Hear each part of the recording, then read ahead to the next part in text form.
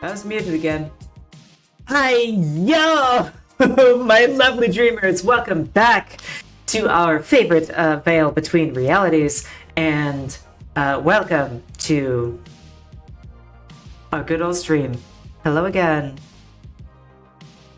The intro was much better the first time, but I just gotta learn that for some reason my shit is muted by default. Because, OBS hates me or something, I don't know. Hi guys! How we doing? I feel like crap. Kind of have for the last couple days. Today is just worse. But, I'm surviving. Making it work, making it happen. Fair warning, don't know if we'll be able to kind of go for the whole time today, just because of, aforementioned health problems, but I should be okay to go for quite a while. We'll see how long it takes before I collapse. Dunno! Yeah. So hey, I know that you guys can already tell. You already know that we're... Heck yeah, let's go pee pee poo poo. Oh, man. Oh, yeah. Shoot, I forgot I wanted to add a couple more redeems, but... well, you guys will find out soon what we're going to be able to do with the channel points as well as the sounds. Anyway, yeah, so we're going to be doing Citizen Sleeper today because because we missed it on Monday. But ow, I bit my cheek. It hit yeah. Citizen Sleeper today. We didn't do Citizen Sleeper on Monday, so we're doing it today. And then we'll just do Pacific Drive tomorrow. Sounds good. Sounds good. All right. Where were we? I am glad you found it cute. Sounds, yes. Well, yes, I'm gonna add stuff other than sounds, because we do have a lot of sounds, and we're kind of at our limit for sounds. I might look at updating the sounds list and kind of change out some of the less popular ones. See if we can get a lot of fun variety in there. But no, I'm thinking of other redeems, or what's it? Ah! Colon egg. Thank you, Rizu, for the 4 months of a tier 1 sub. You are excellent and wonderful, and I will absolutely take that at ow! Thank you. Alrighty. Well, I've already got Citizen Sleeper up, and I don't want to waste any time just in case I'd fall over and die, so... Pause that. Turn that on. And... we're over here. Oh, God. Wait, what? Oh, what? Oh, hang on. What? Oh.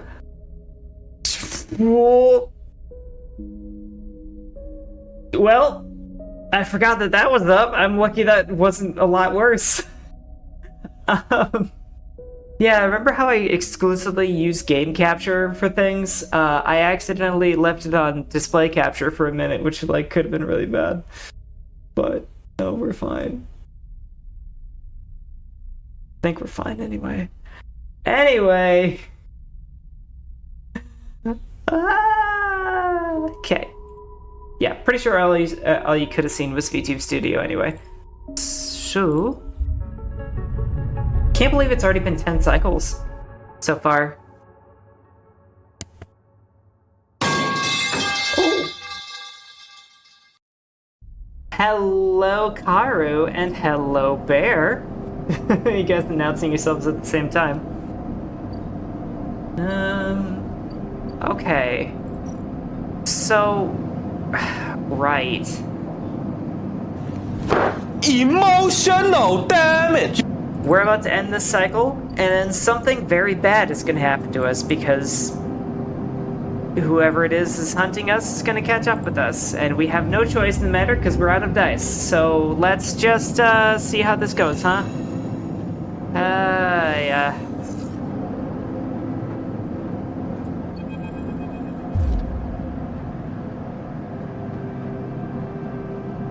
Okay, wait. Oh, right.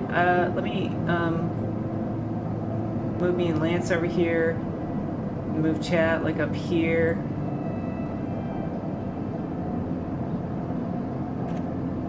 There we go. Just make sure it's a good place. All right. Hold it there, sleeper. Comes a voice from behind you. Don't you run. If I run, this guy's just gonna chase me down and get me. I'm certain. Fine. What? Good. A hand pats your coat down. You know your master's voice. Ethan spins you around. Okay, hang on a minute.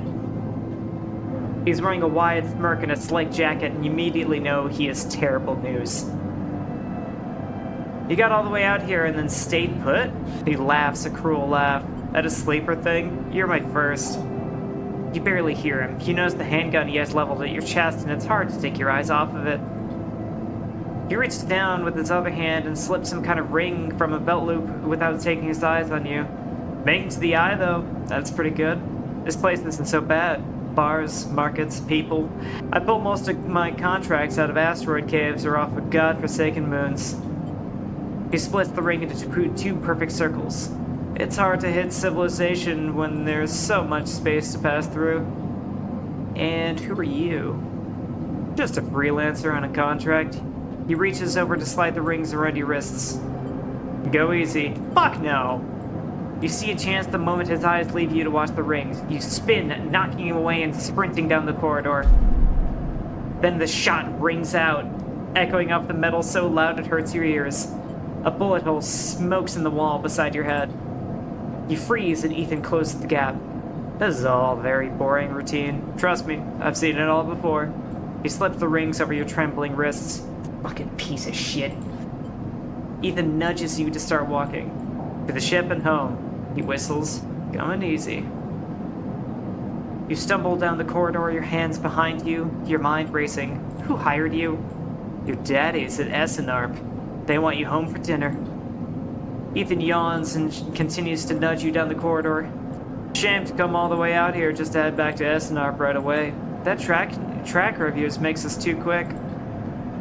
Was hoping you'd put up more of a chase, you know? A ruddy battle through the bright market, maybe? Or a holdout in the low end? There's a few establishments I would have enjoyed checking out while I was around. You walk on in silence for a little longer, desperately trying to think of a way to escape. That Essenarp tracker will be the death of you. Hey, I have an idea. Ethan interrupts your thoughts. How about on the way back to the ship we stop for a drink? I'm buying. He laughs at his own joke. I have a better idea. This better not be one of those where you do a dramatic pause and then try to jump me, because I'm pretty tired of that. Although, muses Ethan, I've got myself thinking, what's the rush here? Here ran one of those most lawless droids in the surrogate systems, and we are heading for the exit. He pauses and you trudge on in silence. Okay, here's the idea, starts Ethan. You and me, we make a little agreement. Here are the terms. He turns you to face him. You run, or leave. Or try to abandon the eye, I shoot you. You plot, or scheme, you try to kill me, I shoot you. But... He smiles. You come to meet me at an establishment of my choice. Every few cycles, you pay my tab, I don't shoot you. He pauses. You don't pay my tab. He rattles his handgun. You get the idea. You're letting me go? Not at all. Let's call it open custody. You're free to mooch around the eye as long as you keep paying up. He stretches. You know, really thought it was gonna have to kill you, but this is so much better. He clicks something at his belt and the rings release from your wrists. I'm gonna see if I can find my old stool at the compressor club. Come see me there. This guy is a cop. Really scummy cop. He aims the handgun at you, squinting down the sight. Let me just remind you, that body of yours is one big tracker. So don't even think about leaving the eye. Oh no. Ethan turns and strides off down the corridor, slipping his handgun away. A mix of relief and terror you feel is overwhelming. I want to stab this man in the liver. What are you gonna do? I don't fucking know. Oh, I hate him. I hate him. I hate him so much.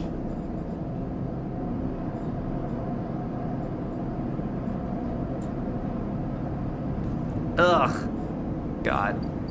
What a scumbag. Okay. I don't even know what to do now. Was this where he...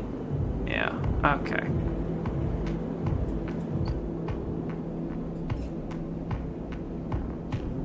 Yes! That is what I'm doing. I'm going for a liver shot on purpose. I want to watch his body shut down as he doubles over in breathless agony. So I can stab him a few more times when he's otherwise preoccupied. Anyway.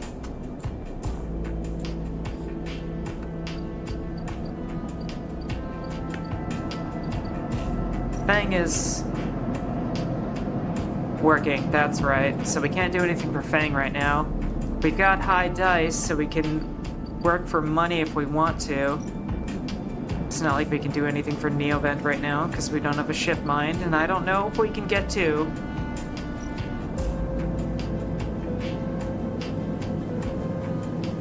Felt my yandere showing. Don't worry, you'll see more of it soon enough, one day.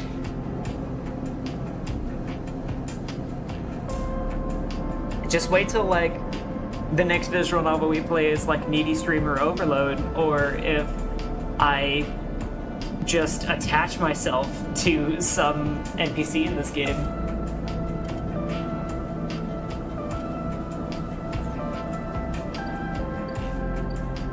It's okay. It's okay. Usually you're in the most danger when you are in the way of the object of my affections. I'm actually quite good to the people I'm obsessed with. It's streaking in the lobby. Yeah, you're so right.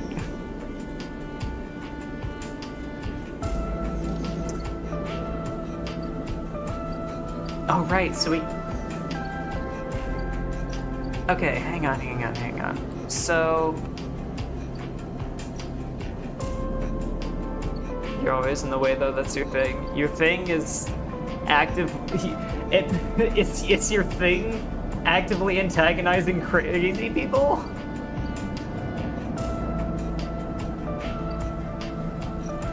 Alright, I think our best bet here is the Sidereal again. No.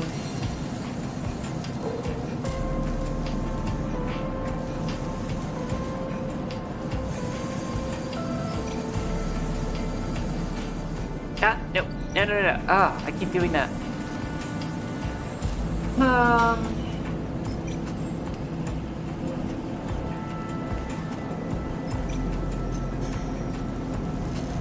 So we'll get a couple of these. I was hoping... Did we? Yeah, we got a bit more scrap, I think. AE? Positive? Yes. Okay, so no scrap just yet. Anything that we can hack right now? Anything we want to hack right now? Havenage agents. Need a 2 and a 3. We have a 3. We need here also 2 and a 3.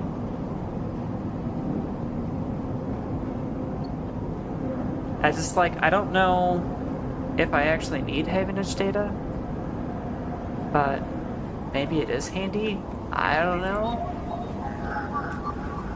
I'll take it. Yeah. Got, you little son of a gun. Okay.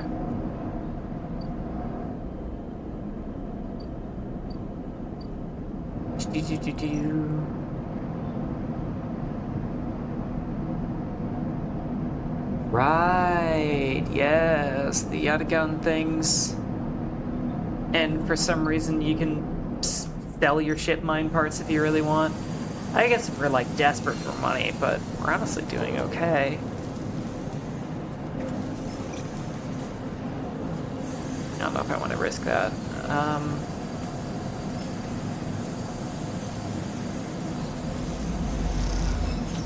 Probably could have used that 6-point die in something else, but we're just gonna do whatever right now.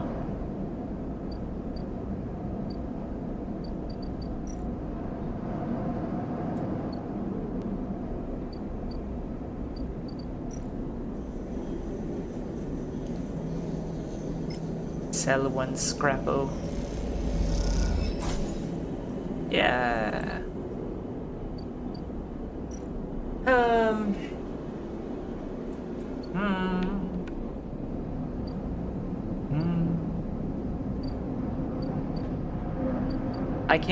I can't really fathom anything that I will want to do with a 1-point die. I guess we can gamble on this. Come on, don't screw me.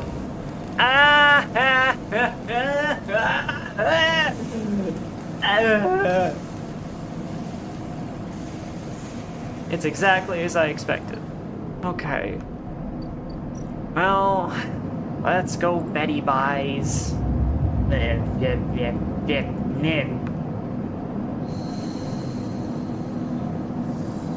Alright, how bad are we? Oh, we've still got full dice. Oh, we're hungry as hell. Let's have some mushies. Some fungus. Nice. Okay. So, let's come back over here and actually finish.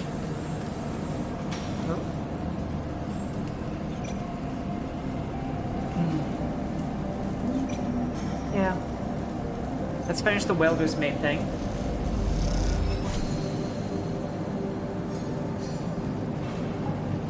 Continue. Alright. So, at the shipyard. Each shift, a crowd of would-be workers gathers outside the shipyard, each of them clinging to a four-digit number printed on receipt paper. These are their assignment numbers, and you are either called for a shift, or you aren't. As you arrive, the crowd is restless and chatter rumbles through the lines. For those who, like you, have graduated to the work team, shifts are guaranteed. Having just walked out of a meeting with a supervisor where you were praised for your efforts, you feel the glow of a job well done. Yet you can't help but feel empathy for those huddled as you pass, waiting for their number to come up. You keep your head down as you leave the shipyard, feeling a little guilty as you do. Hey, sleeper, wait up! Lem's voice trembles as he shouts above the rumble of the crowd, and you turn to see him pushing through, Mina crying in his arms. Lem! Good to see you, friend. He's breathing hard after shouldering through the waiting workers. Yeah, made the work team. Good for you. He catches his breath, stroking Mina's hair as he does. Shh, baby, give me a second here. He smiles weakly as he comforts her, and her cries start to fade. Out of the crowd, he sets Mina down by his side, shiny streaks down both of her cheeks. As he does, you see he's clutching an assignment number on a crumpled piece of paper. Is Mina okay? She's good. We just have to rush up here. He puts his hand on her shoulder and she clings to his side. Esther, who usually takes her, is sick. He stretches. I don't know. A sound. A noise sounds from the entrance. A klaxon, followed by a list of numbers glowing brightly on a display screen. The crowd responds instantly, pushing and pulling as people try to wade to the entry checkpoint. Lem stops and turns back towards the crowd and then glances at the crumpled paper. That's my number. Shit. Mina starts patting at the pockets. He starts patting the pockets on his gear and glancing around. Oh, I'll watch her. He blinks a little, staring. Thank you. He crouches to Mina. You're gonna stay with our friend here, okay? They're gonna keep you safe, and he stands back up. Here, take her bag. He shoves it into your hands. She's got food, she's got... Shit, I have to go. He backs away into the crowd. Mina, I'll be back real soon, okay? Be good. Then Lem disappears into the roiling crowd who are now trying to get into the shipyard before it locks down. Mina stands staring. Suddenly, without Lem at her side, she fixes you with a dark-eyed look that you can't quite read. Hey, Mina. She holds her stare, unmoving. The two parallel tear tracks still glint on her cheeks. You unlatch the top of the bag and see a few metal containers, fashioned from scrap components. A battered slate sits at the top, blinking a low battery warning, and tucked beside it is a ragged rabbit, hand-sewn. I'm gonna offer the rabbit. You pull the rabbit out of the bag, its long limbs waggling as you do. Mina goes to jump and grab it, but holds herself back. She stands and hugs herself, eyes on the rabbit. What's their name? Mina turns away and looks at the entrance to the shipyard. This isn't going well. Well, here you go. You hold the rabbit out, and Mina snatches it from your hand. She hugs it tightly without looking away from you. Bun, she says, staring you down, ferocious despite her size. Child! Oh, I want to protect her with my life. Hi, Bun. You move a little closer as you speak, closing the gap. He doesn't speak, she says. She looks at you suspiciously, but her face softens a little. She waggles Bun in front of you and then walks him up to your arm and onto your shoulder where he sits. Oh, I'm blessed. She pokes your arm a couple times. Are you really a robot? Yeah, that's me, dude. So cool! Mina has more questions, lots of questions. Questions about how you breathe or if you rust. But before long, you were talking about rabbits and what Esther, the lady who usually takes her, smells like, whether or not fairies live in the eyes heating pipes. You pass the time like this, sitting side by side on the floor of the walkway as others pass by, sometimes talking, sometimes drawing on the slate, sometimes playing with Bun the rabbit. And this is how Lem finds you. And just as both of you are starting to yawn, he is dirty and tired. But Mina leaps up his legs and into his arms as he stumbles backwards. You two okay? Are you two getting on okay? He asks, trying to keep Mina from climbing onto his shoulders. We managed. Mina glances carefully at you, hiding a smile that is slowly growing. Well. Looks like Meanie can be nice. He pokes her in the ribs and she squeals in delight. Thank you, friend. I mean it. He gives you a warm, wide smile. I owe you. Look. He glances around. It seems like Esther, the lady who usually watches her, is going to be out for a spell.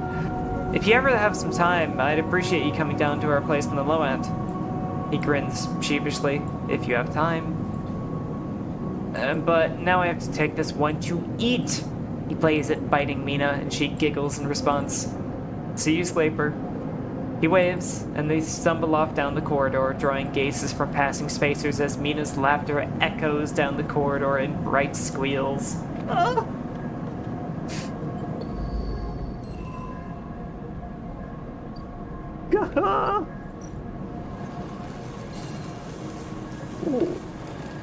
Oh, shit.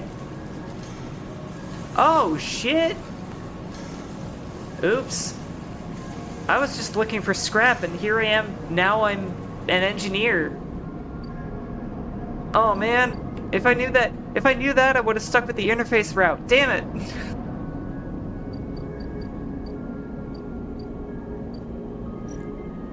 Well, shoot.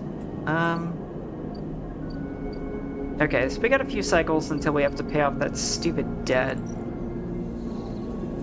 We still have not gotten any scrap components from our work.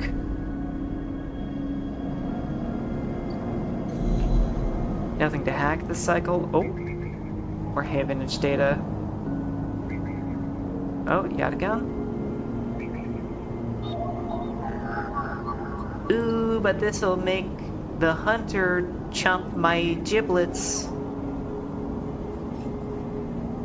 Will I be okay if I do that?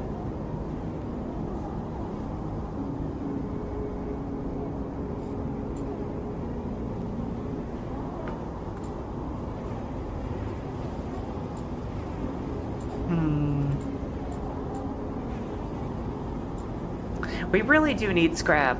That's like what I'm... Man. I mean, I guess we could try the interface task, but we're just like... Or the Intuit task, but we don't have Intuit. And I don't want to spend points on that.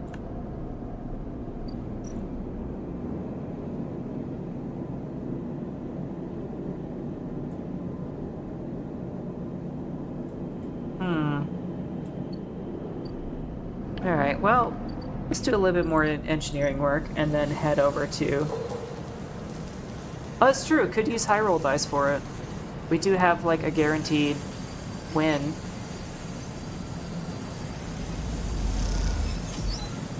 Nice. Positive outcome.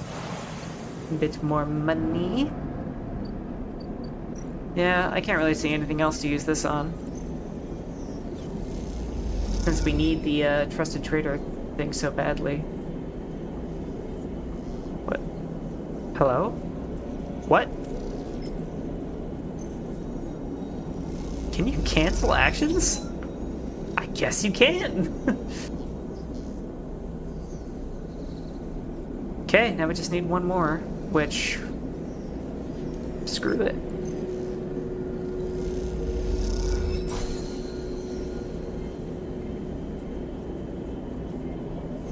Okay. Da-na-na. Da-na-na. Da-na. Da-na. Da-na. Da-da-dun-dun-dun. Da-na-na. Ship mind. Well, that's one of them. Oh, shoot. That completes the drive? Oh my god. Well, hey.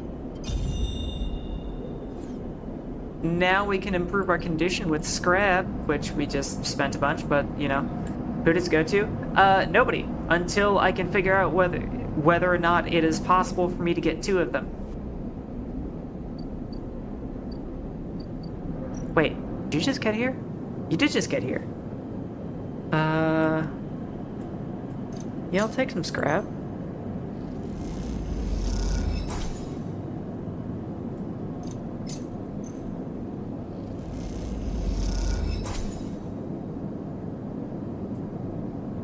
Ha! We got another fragment. Yes. All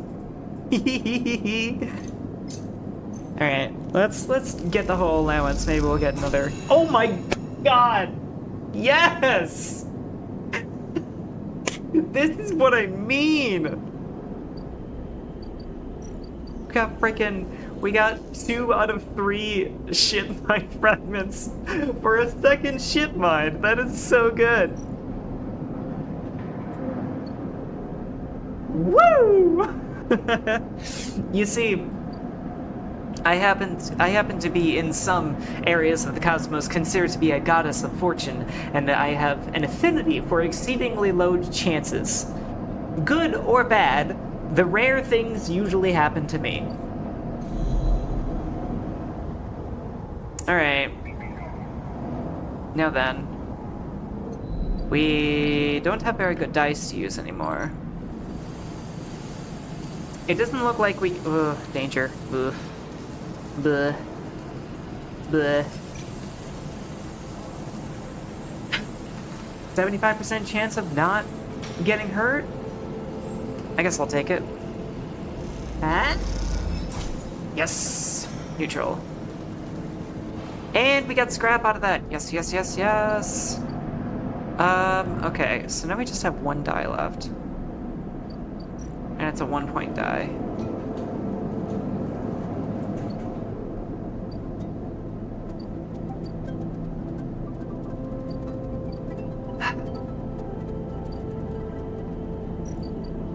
I guess we'll go in here.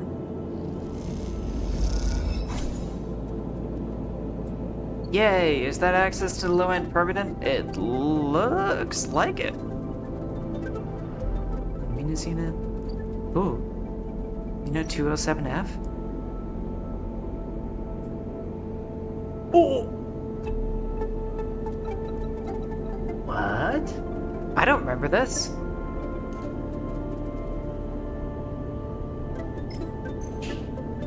Entrance to an apartment?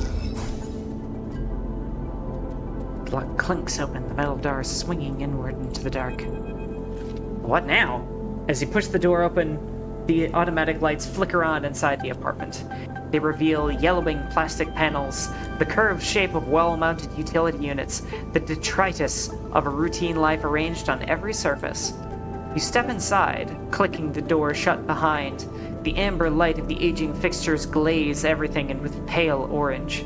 The work surfaces hold a variety of objects, indistinct from the dull light in the dull lighting. A pale blue light drips from a doorway at the end of the room. Inspect the surfaces. Smudges through the thin layer of dust suggest a recent, rare, and hurried visit. They trace a path towards the water dispenser, the auto wash, then to a cabinet still half open. On the shelf sits an empty pill case. Go to the doorway. You cross the cramped utility room with its auto wash, dispensers, water closet towards the doorway. Through the doorway is a dark, warm room lit only by the faint glow of a terminal screen. Well, let's check out the room first. A bunk is tucked into the wall, the blankets ruffled. A wall desk glitters with rows of vials and containers. A briefcase lab sits open, loaded with rows of reagents and compounds you do not recognize. In comparison, this room is clean, ordered, controlled. Alright, what's the terminal? As you approach, there is a crackle from somewhere in the dark. Sleeper, Sabine's voice shakily echoes through the apartment. Welcome to my home. I'm sorry I can't be there. I had to make alternate arrangements. You hear rattling noises, static. I was able to record this message, but I don't dare show my face. Something is happening within Yatagan. I no longer trust them. Their voice becomes distant, slipping behind the background noise. I have something to ask of you. I want you to get me out. Yatagan were supposed to hide me, to protect me. After everything happened, I was desperate. And then after that, I was too tired to care. A noise like waves passes over the recording. But I'm done with them now. I want out. Screw the debt. But I need insurance. Something I can hold against them. I have my suspicions, but I can't be sure. I need information. And, as you know, you need me. Oh no, do I though? A pause, something clicking in the dark. This isn't a threat. You have to understand my position here. Another pause. I know sleepers. I've been here before. I can help you, but not with Yatagan's noose around my neck. Get me data. Get me information. Get me something I can use against Yatagan. Then I can get out, and you can get what you need. Please. Waves of static cut into Sabine's voice. Bring it here to my terminal. I'll get to it when I can. You look around the tiny room and try to imagine Sabine living here, working at the desk, sleeping in the bunk, blinking into the terminal in the dark. The recording cuts to static, filling the room with its white hiss. Then, silence. Ooh, what's on the terminal? You sit in front of the humming terminal and you hit a few keys. Sabine has left an access port open, but the rest is encrypted, locked away behind passcodes. It seems Sabine might not trust you as much as they want you to think. Who does Sabine need to hide from? And what debt do they owe to Yatagan? You try to assemble the pieces, but too many are missing. The only thing you know is that without the stabilizer, your body will die. You glance at the briefcase lab on the desk. Its glassware glinting in the dark. You turn away and leave, the door clunking shut behind you. Back in the corner, you notice the scrawled graffiti of a blade on the opposite wall. Yatagan. You feel yourself being drawn into something you don't quite understand. So wait, does that mean you just need like Yatagata data? Oh my goodness! We finally have something to do with this.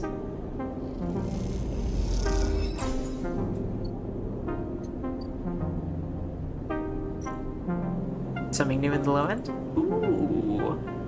Block maintenance? Oh, interesting.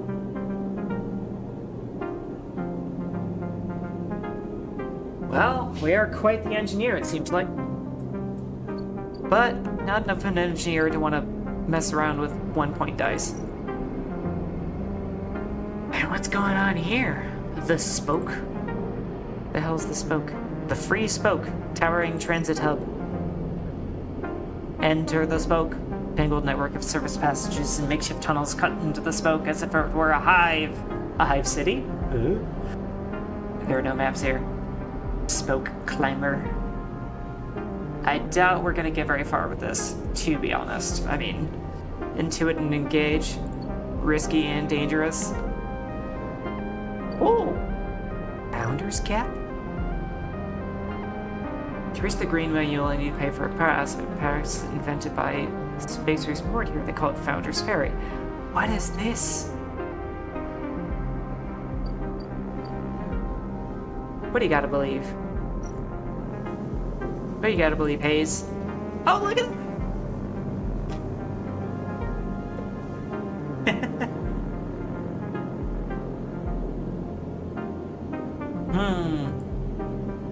So I help Lim out if I take care of Mina. But we need the Yatagun data. Do you take a 1 point? You do. Alright, Hunter. What you got for me?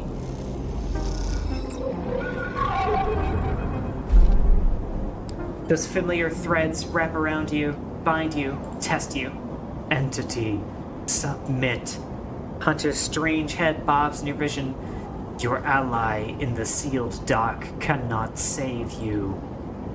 In that globed head, you see whirling strings of data, so many spinning that they threaten to tear through thin skin and whip out into the void around. What happened to this creature? The threads squeeze and you lose any sympathy you might have had. You must escape. Whatcha! You lash out once more, pushing the hunter back, severing threads that regrow as fast as they are broken. As you slip away, you realize you have to find a way to deal with the hunter once and for all. This is getting too dangerous. Ow! Holy crap! Damn, dude. Alright, we're out of dice. But first, I fix. Oh, that's like nothing. Oh my god. Working on your own body is an unsettling but unnecessary act. You can feel the new components under your skin. Hi, Miller. Trying to spook me there?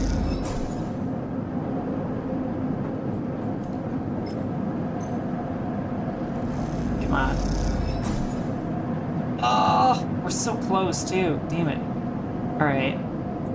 I guess we're gonna be missing a die for the next day. Man, is that... I wonder if that... To be fair, an entire cycle is one condition, assuming no injury. Yeah. I know. Okay. So you're gonna...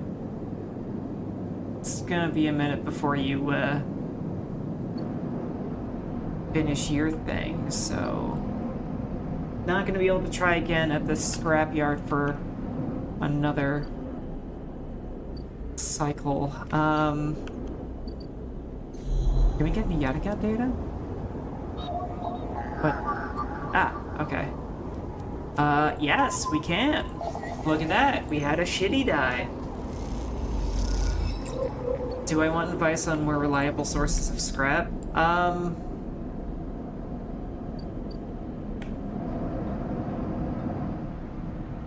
I mean, the only sources of scrap I can assume I have access to right now are, like, engineering tasks and scrap vendors when those actually come in. So if you know of something else that like is immediately accessible, sure.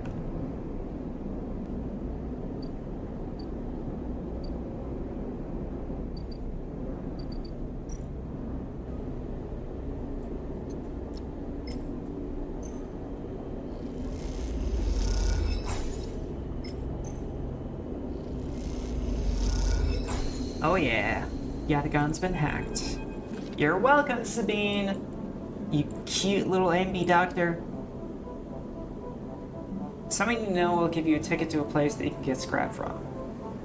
Interesting! And a vague enough hint that it makes me curious to look around. Thank you.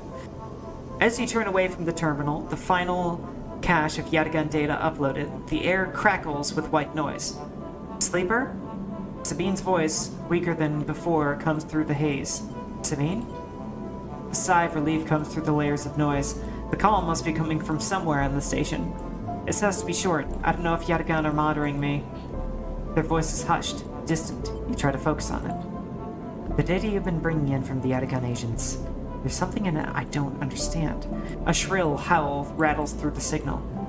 This data is all gleaned from their implants, records of interrogation in their nervous systems, performance analysis, error rates, usage data. I installed many of these implants, and I didn't enable any of this functionality. Their voice dips under the level of the noise, like a swimmer slipping beneath the water. You listen to the waves for a few seconds before Sabine re-emerges. It has to be somehow baked into their wetware's interface. And that's not all. The systems compiling this data are connected to some kind of transmission protocol. It's being broadcast. Why? Every Yatagan enforcer is equipped with black market implants, retinal enhancements, adrenaline boosters, pain suppressors. These implants are gathering data on themselves, on the enforcers' bodies, on their performance. Why? I can't tell. But I can promise you these foot soldiers have no idea this is going on. The background tone switches, dropping to a grainy rumble. If they knew, I don't imagine they would be happy with the situation. Yatagan could have immunity on their hands. You lean towards the terminal, straining to listen to Sabine's faint voice. I need a few cycles to pull this all together, but this might be the information I need to pressure Yannick into releasing my debt. Yannick. He's one of the heads of Yatagan. They pause. It's better you don't know him. Keep it that way. Suddenly, a banging echoes through the call. Sabine's voice is suddenly whispered, panicked, I have to go. Come back in 4 cycles. Then a sharp crack of a disconnect, and silence fills the apartment. You step back from the terminal.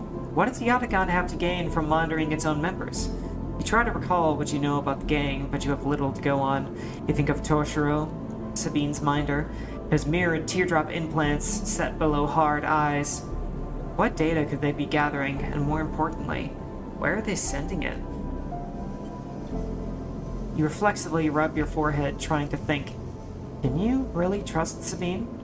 How did they come to be Yatagan's doctor in the first place? You think of their kindness, their care, but also that glazed look of recognition they gave you when they first met you. That look stays in your mind as you slip back out of the apartment, glancing around as you close it up and drift into the corridors of the station, unable to shake the unpleasant sensation of being observed. Spooky.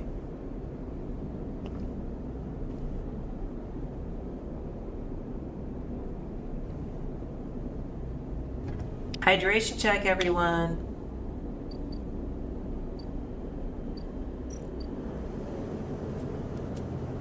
Maybe we should babysit Mina a little bit. Well, stop observing me, man. Alright, okay, we gotta make some money. But we'll have mushies first. Many mushies.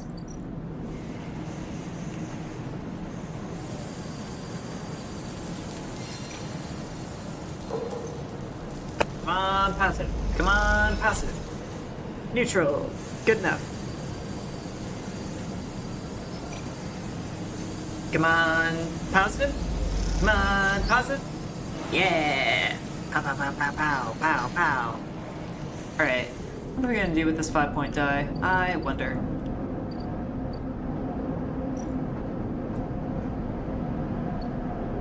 Havenage has nothing of use for me.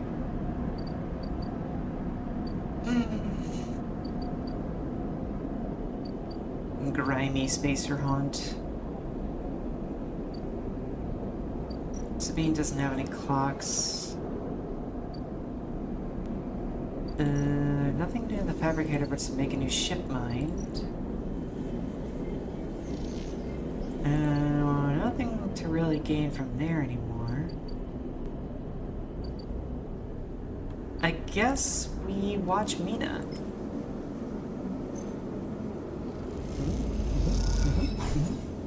Damn it. I was really hoping for that positive.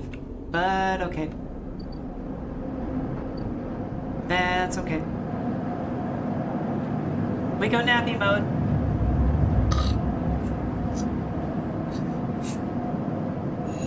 Be advised, we are Betty Buys.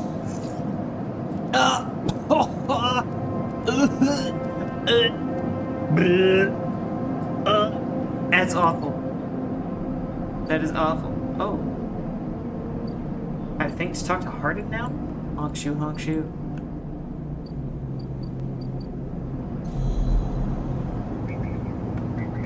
I guess Fang's little mishap finally worked out. Or Yatagan. E-node? What is this?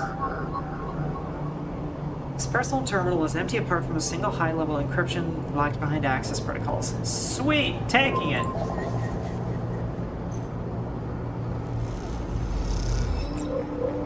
Encrypted key. I don't know what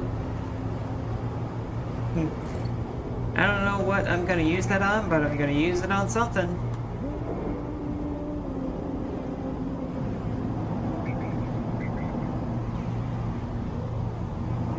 I have a weird feeling I'm gonna need more Havenage data soon. Oh, you don't take ones. You take ones. You also don't take ones. Yatagans take ones. Fine. Whatever. I'll take it. I'll take it regardless. Alrighty. Let's go back over here. And bet on that 75%. Ah! Nice. Money is money. Oh! And we got scrap out of that. Sweet. Okay. So... then we're gonna watch Mina. Because I want to be a good auntie. I'm a good nanny. Oh! Oh! That got energy back. That's not like a... that wasn't a... no, okay. Yeah, I thought it might have been this, but I think it's just Mina has an infectious attitude. Well, I was gonna get some mushies. I just fell asleep napping. Yeah. I had a little nap with Mina. Alright. Going on with Hardin. It's been more than a few cycles since Fang confronted Hardin, and the silence since has been noticeable. In your time with Fang, you haven't exactly found him to be reliable, but you did expect to hear the end of whatever plan he put into action. But if he won't come to you, you think as you approach the Havenage building, then it's time to come to him. After all, he did promise to fix your tracker, and you are getting nervous. As you approach the bay doors, you see them wide open, and light pouring out of the once dark room. Stacks of servers and terminals sit outside the bay, suddenly robbed of their mystery by the bright flood lamps. A figure in Havenage security fatigue steps out of the bay, and as you get closer, carrying a stack of hardware. Oof! What's going on? Yeah, as you get closer, you see the security officer taping up machines from Fang's stash with what looks to be hazard tape. This isn't good. You again. Hardin is there, leaning beside the bay entrance so calmly that you barely noticed him. He has a slate in his hand, an inventory of seizures scrawled across it. Predictable. Further evidence of Fang's collusions. You see another security officer come out of the bay and take notice of you. Hardin. Hardin pushes away from the wall and comes closer. Don't worry, Sleeper. We have all of the evidence we need. A confession won't be necessary. Oh, you little sack of garbage. Oh, I hate this man. I think I'm gonna go for your kidneys. Maybe lungs. I wonder what kind of noises you'll make when your lungs are filling with blood. He gestures around the sack of hardware, spying on fellow Havenage members. Space! Well, hey, thank you so much for the follow, Speak of the Joker. Hope you enjoy your time here at the Akashic Records, and yes, things are getting good here in Citizen Sleeper. As hateful as I am towards Hardin, this absolute slug, dumpster slug of a man here, spying on fellow Havenage members, hoarding Solheim materials, and obsession with corporate data. It speaks for itself, does it not? That was his job. What would you know about jobs, Sleeper? He looks up at the glass roof above and the stars beyond. We're the ones that provide the oxygen you're breathing, the light you are seeing, the systems you use every day out you live your cycles. God, he sucks. This place was hard fought for, Sleeper. It took work, diplomacy, and strength to stop the Eye from descending into chaos after Solheim collapsed, not blind conviction or self-interest. Fang isn't selfish. I know all about the background of our mutual friend, Sleeper. Don't you worry about that. His parents would be sickened by the damage he's trying to do to the institution he helped found. You see, Sleeper, we're proud of our history here. Andre Erlin and the first union founded in this place. And Havenage has welded his values into the station's very walls. We will never turn away the hardworking, the just, the true citizens of the Eye. Havenage aren't a gang like Yatagan. We aren't pirates like half the spacers you'll meet in the hub, or esoterics like those Hifa radicals in the Greenway. We are the backbone of this place, proud and true. We named Erlin's Eye, Sleeper, so this is our station. He meets your eye. So please, take your false accusations elsewhere before I decide I need that confession after all. History will catch up with you. This is boomer talk. Oh my god, you're so right. Oh, what a piece of shit. I'm not afraid of history, Sleeper. We're making it out here. Or we're making it here, cycle by cycle. Smiles. If you have any pride, you'll give up Fang the moment he contacts you. You know where to find me. With that, Hardin turns his back and walks back towards the security officers, ordering them to continue the clear-out.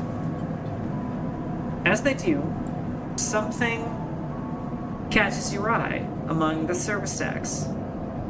A crumpled, hand-printed box of synthetic chewing gum. A penguin character grinning from the brightly colored card. And scrawled on it, a speech bubble reading, "Take me to Tambur." Yoink. You carefully pocket the box, making sure no one is watching, and then turn away, just as another stack of service is wheeled out onto the bay. What have you done, Fang? And where the hell is Tambur? Great questions! What are you talking about, Fang? Alright.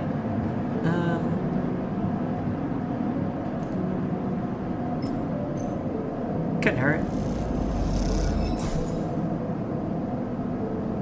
I think that'll keep us from losing a die, maybe?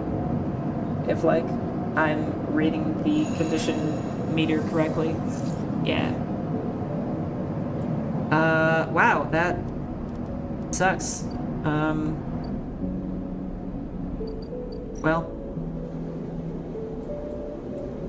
Well, before I go refilling energy for that clock, let's see what happens about spending some.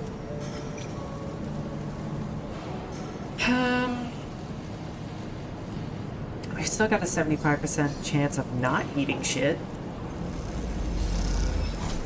Hey, neutral is good enough.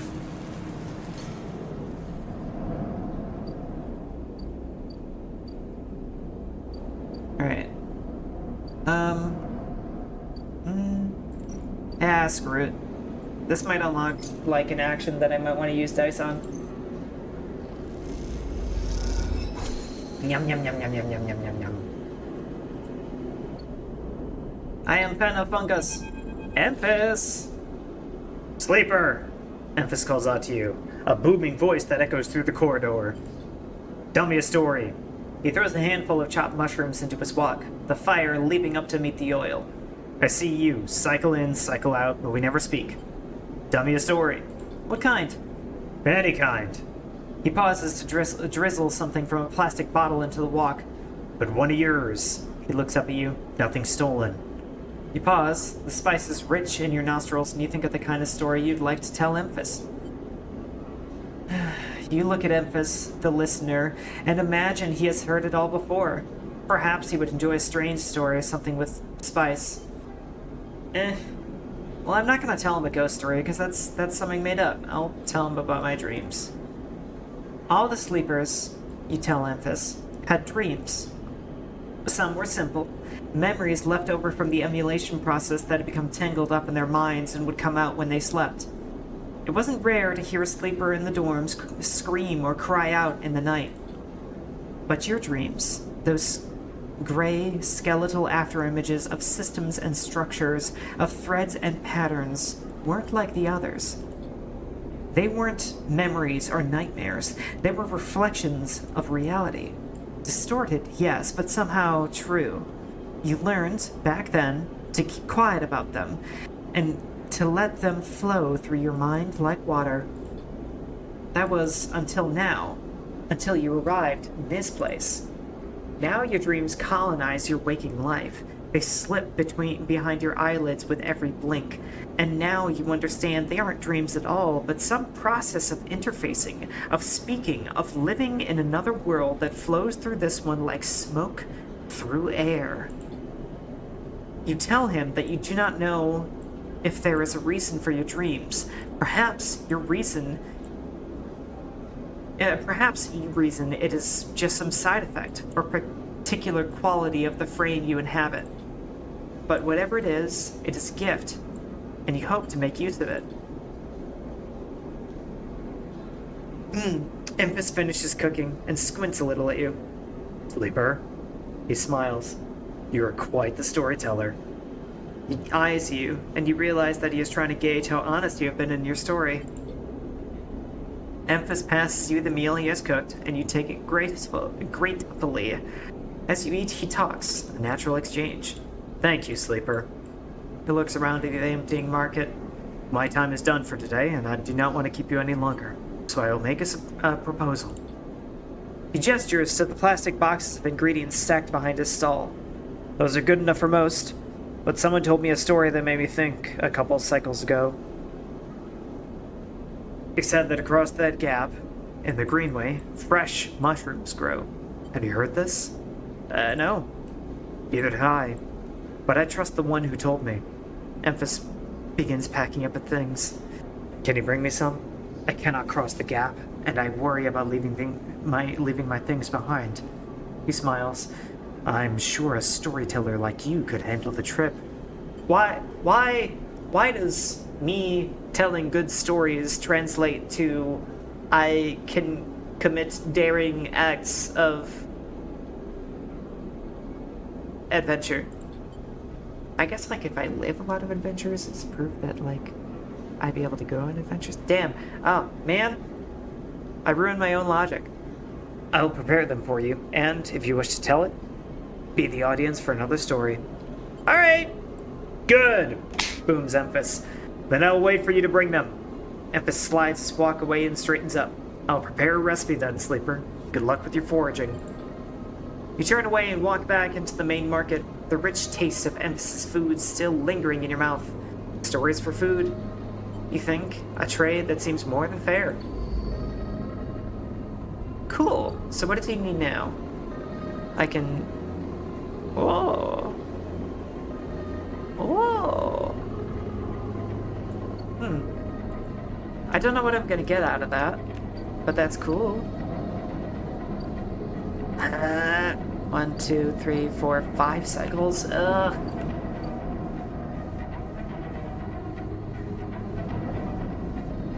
So what do we do now, I wonder? What do we do?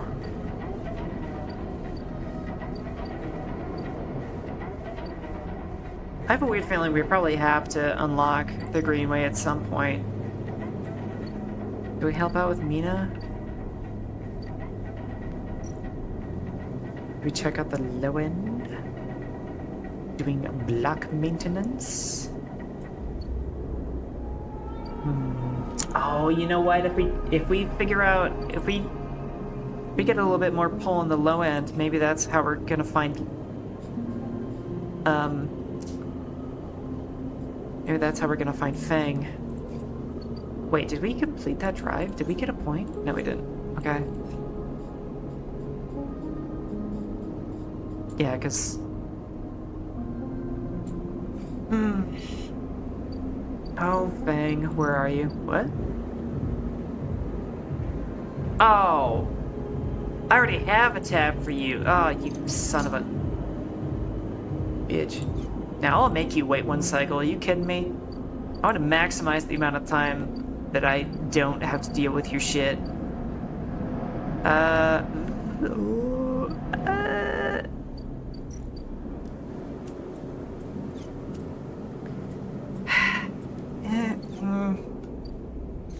Oops. No, stop. Okay. Yeah, screw it. Huh? Nice. Wait, negative! Well,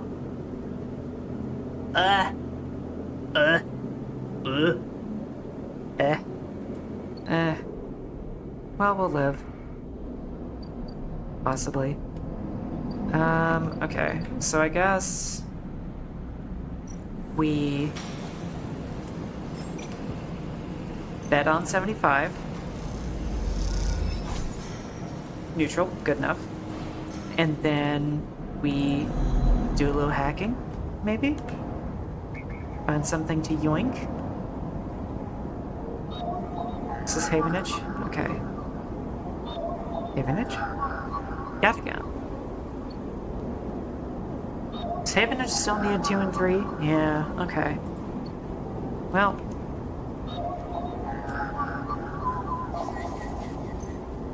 yoink that Yataghan stuff. Would have been nice if we could have gotten the thingy-do. A money proc. Okay, so we're gonna almost be missing 2 dice. Yes, okay, so we're... Ooh! We're gonna do stuff today. Alright. I get the sense... Haven't I found the place to sell the Yataghan? No, I have. It's, Havenage office over here. But, like, I don't know if I'm gonna need it for something else. It seems like there's a limited amount of data that I can yoink in most situations, so I'm just kind of like, I don't know. Oh, I should have... Damn it, I'm dumb. Also, I do need cash. Well...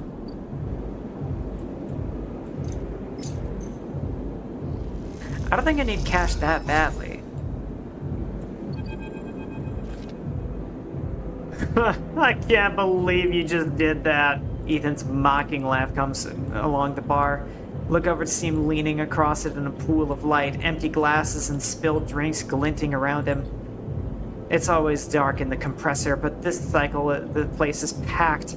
A load of spacers mixing with the locals. Usually they run.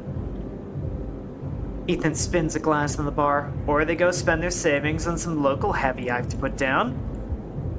They don't pay. Okay, well, bye. Ethan gets to his feet, the glass falls and smashes, but he doesn't seem to notice. You think that's it? One round of drinks and we're even? Sleeper, come on. His hand comes from the rest on the butt of his handgun dangling from his chest holder. What's wrong with you? Ethan laughs hard, and the people around him turn to see what's happening. You think this is on me? I think someone in your position might have a better idea how this all works. I'm a freelancer, Sleeper, just like you. We both signed a contract with Estenarp, didn't we? The difference is that my word means something. He closed the gap, stumbling a little. What'd you think? You think you could just run away from your contract, your debt, and you could just steal that natty little body of yours and take it for a joyride, play humans for a cycle or two? I'm nothing like you. That's what I'm saying. Ethan is addressing the bar now, having noticed the attention from a couple other patrons. You are a coward. I'm a professional. Though I should thank you. Ethan nods, his head heavy. For giving me such an easy job. I'm used to outlaws, you know? Real bounties. If I knew it was catching sad little escapees like you was so easy, I would have changed clients ages ago. I fucking hate this guy so much. Someone shouts from the back of the bar for Ethan to shut up. He holds a finger in that general direction without turning around. Shoot me or let me leave. Oh, I see. Toughening up here. He gestures wildly at the crowd. Thumbs up or thumbs down, folks. Most turn back to their drinks, no longer interested in this tired show. Yeah, you pathetic, depressing drunk. Ethan mutters insults as he walks back towards the bar. Yeah, that's right. Ooh. Ooh, I want to kill him. I want to kill him so bad. I want to kill him and then disable my tractor. Tractor? I want to kill him and then drop a tractor on him and then disable my tracker so I never have to deal with crackheads like this again. Ethan sits heavily back on his stool and searches through his glasses with something left in it. The thing is, Sleeper, I can find you anywhere. It's actually, well, Dave, you figured it out. That body isn't yours and it will always betray you, no matter what. He finds a glass and downs the contents. So please, go. I'll catch up with you whenever I need another. He laughs and taps the bar for a fresh drink. Fucking look at yourself. Give it up, Sleeper. I'm done teaching you for today. He settles his head on the bar and closes his eyes. I'm sick of you. Go find a job.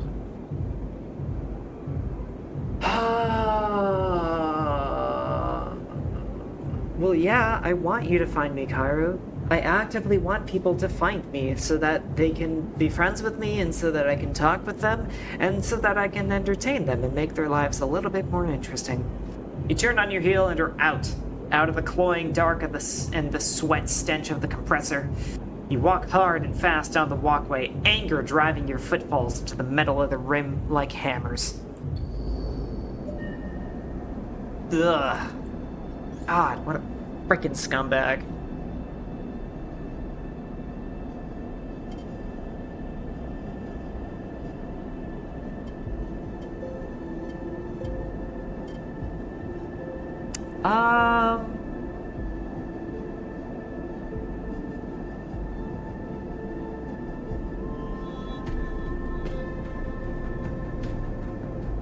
Yeah.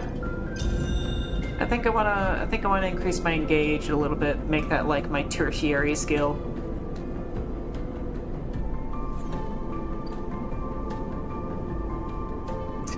Kaoru, you absolute dork. Oh, what is this? What is this?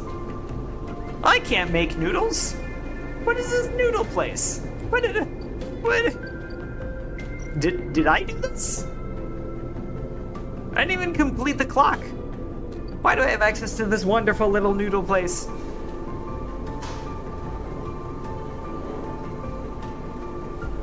Delivering noodles to the nameless units of the low end takes guts and a certain fearlessness when it comes to asking for tips. Oh god, it's too real. Hey, I'm not a dork. It's okay, I'm definitely a dork. I'm not as much of a dork as you, dork. Oh, limited lux over the course of the clock. That's cool. Let's do it. Ba-da-da-da. Oh, sweet, a positive. We got energy out of it. Not that we need it. Tambor Tea House.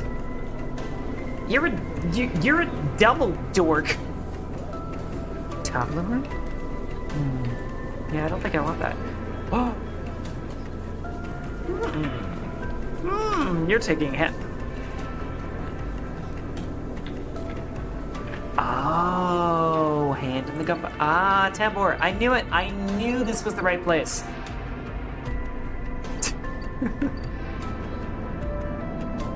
You guys are all dorks. TBH. Alright. Let's get a little bit of money.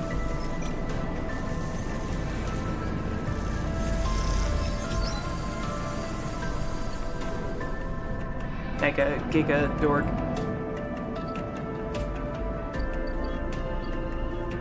What about an Ultra Dork? Oh no, I didn't save any. No! No!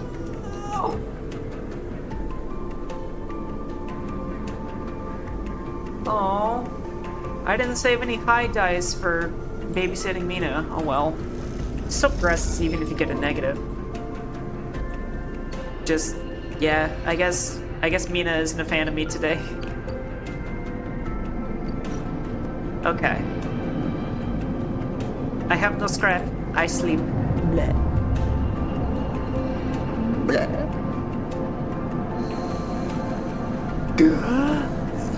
And we're missing 2 dice now. That sucks.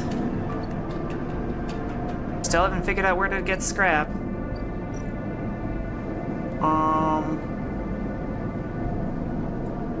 Yeah, it's probably not Tala.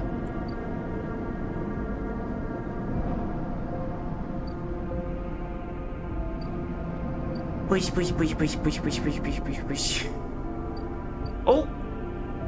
That's right. Sabine, what you got for me? Your favorites, non-binani? Motorcycles, Sabine said. Here you are, right on time, with no sign of them. You wait a while in the apartment. If I ever want you to narrow it down, I've just gotta ask. I will. I'm okay for now, though. You wait a while in the apartment, the dread descending as the cycle spins onward. They should be here. Check the terminal. You check and double-check the terminal for messages or recordings. Nothing. Just the pale glow, the silence. Check the door. Pace back and forth around the apartment. The rumbling of the station suddenly so present and loud. You go to the door and open it to an empty corridor. Close it again. All we can do is wait, then. Try to settle down.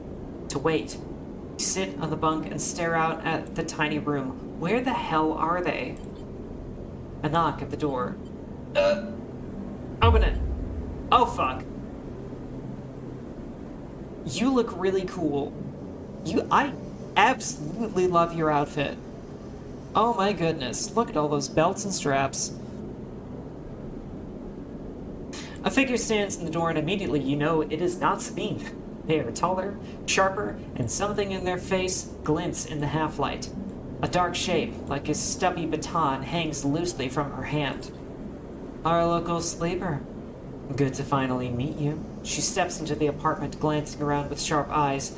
What, may I ask, are you doing here? She fixes you with a steady, unwavering stare. Nothing?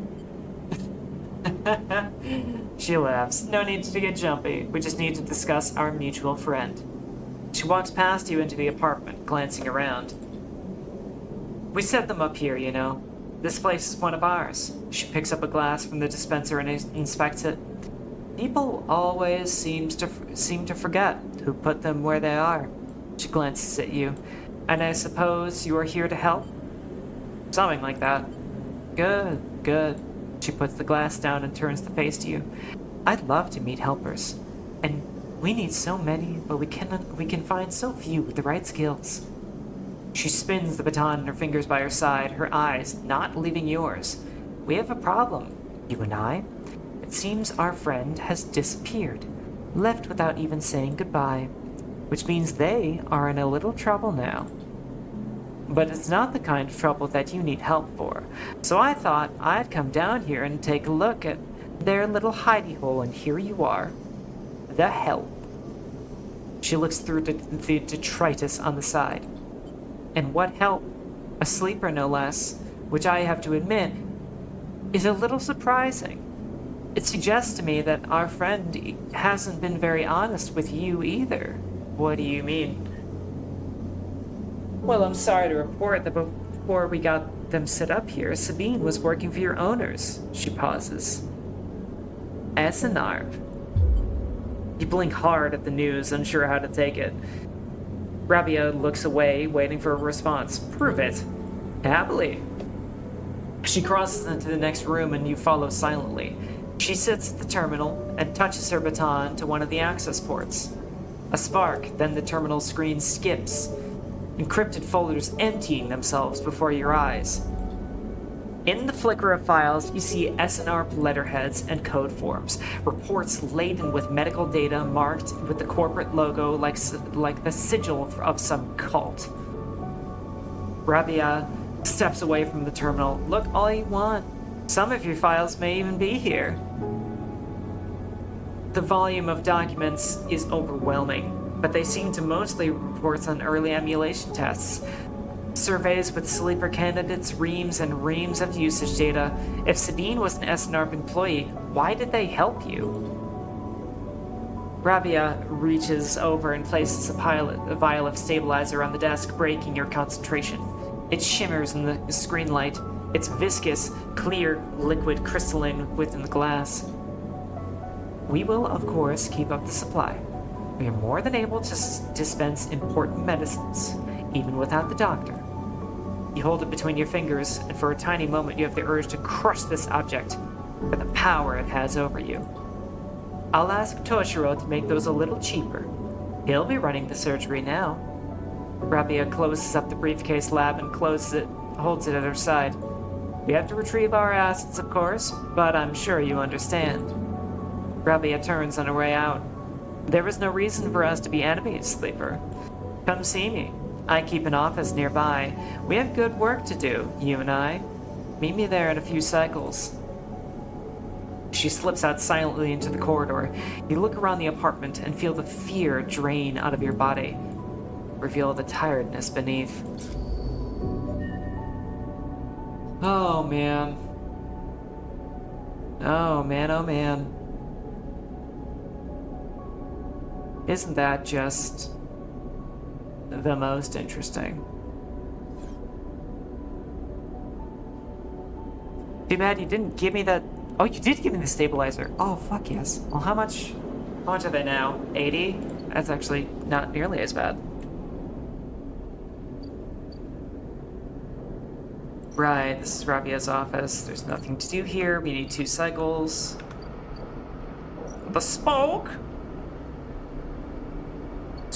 climber. Okay, well. 50-50. 50-50. Neutral. Nice. And we got energy out of it because napping with Mina is restorative. Mention agents refresh every cycle. Oh. Okay. I wasn't sure, honestly, if agents refreshed every cycle. Okay. I'm gonna not be nearly as much of a miser with my data anymore.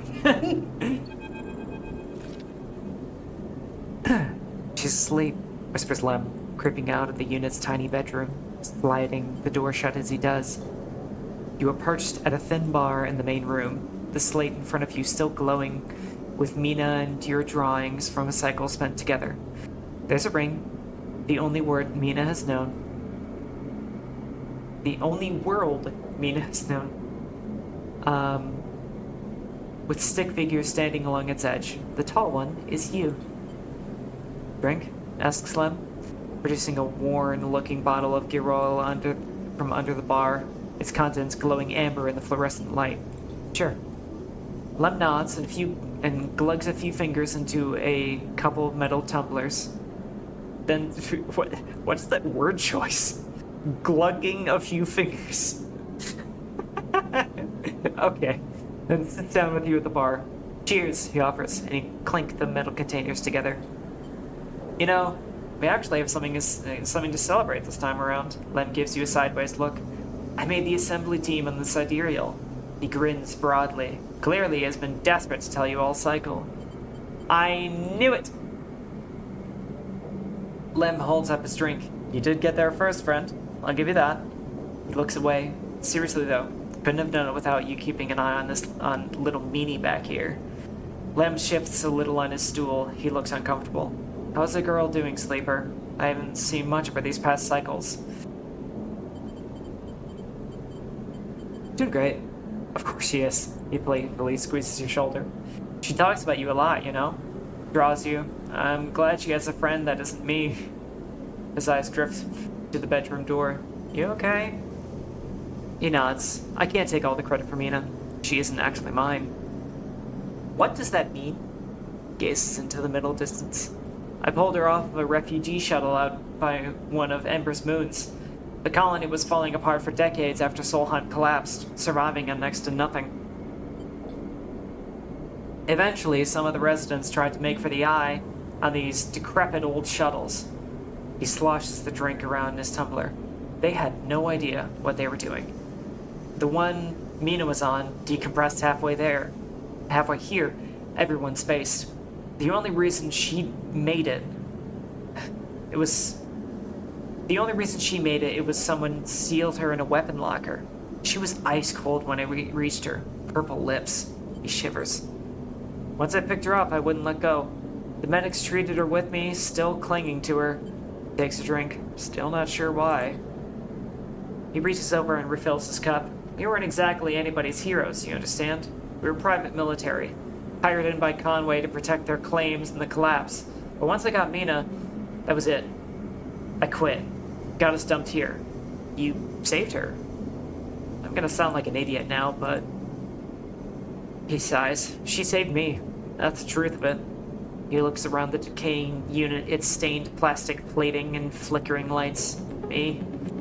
I brought her to this. She was tiny, too small to know what she lost, but I can't stop thinking about it. He rubs his eyes, dark with tiredness. What if our number doesn't come up and draw a Sleeper? What then? The Sidereal will sail off without a thought, leaving us here. What kind of life is that for her? You'll make it. Sorry, I know you don't have it any better. He looks at his cup and pushes away down the bar. This is a celebration, right? Most of us on the team now, both of us with a chance. Together.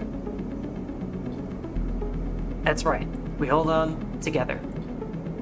Imagine all three of us riding the sidereal horizon out of here to a new world. He looks into his glass for a moment. I think I drank this too fast. He laughs. Lem stands and starts to clear the glasses into the auto wash. I need some sleep, friend. See you around.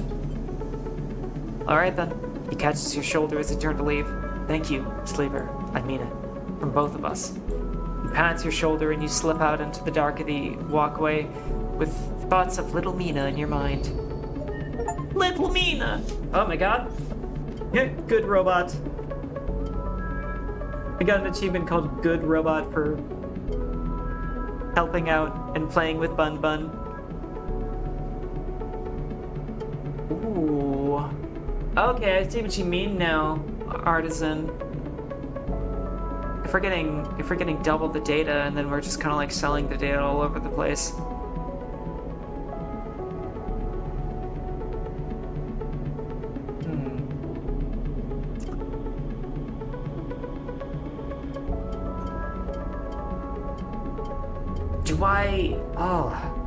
Do I spend the 2 now though, or do I go for a +2 in engineer? I want to be more of a hacker anyway. Alright, agents. What you got for me? Oh, Havenage. I hate you. God damn it. The Havenages only take 2s and 3s. But I have more ones than I know what to do with.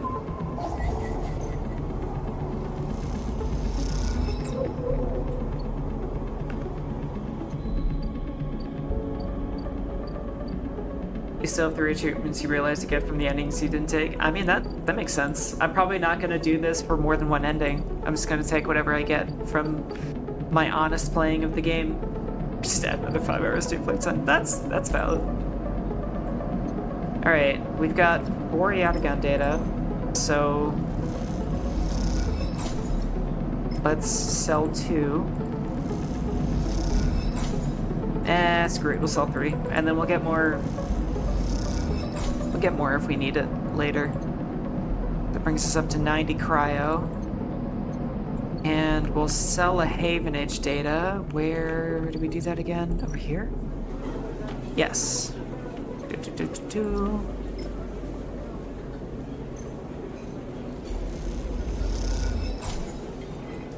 Nice. Nice. Okay. So that leaves us with a 5-point die. To do with which whatever we please. Except not really. Probably going to spend it on fucking engineering. Because that's what we're good at. Mingi Express. Maybe we can unlock more at the low end. I'm not gonna hand over the box of gum. I'm gonna hand it over when I feel like it. I've been looking at it for a while. I'm just kind of like, oh, you know, I could spend a cycle just like goofing off. What are you still doing here? Ah, the clock was lying.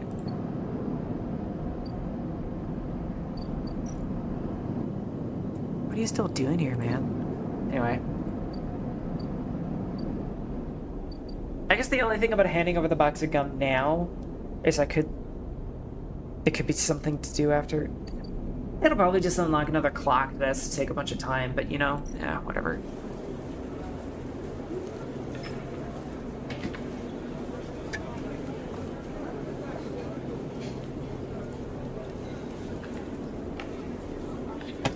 Posture check, everybody. Don't be shrimped up. You fucked up your dinner? What did you do?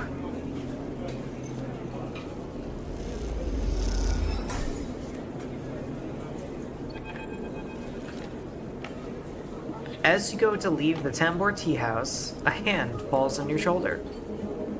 Sleeper. Thing hisses from behind you. Fuck me. Penguin. Penguin? What do you... Oh, do you mean... He mimes throwing gum into his mouth.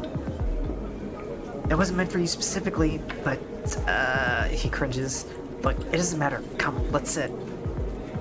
Feng guides you down a set of stairs to one of Tambor's lower levels. The tea house... Recipe required a quarter of a teaspoon of baking soda. Oh, you put in 2 tablespoons of baking soda when there should have been a quarter of a teaspoon?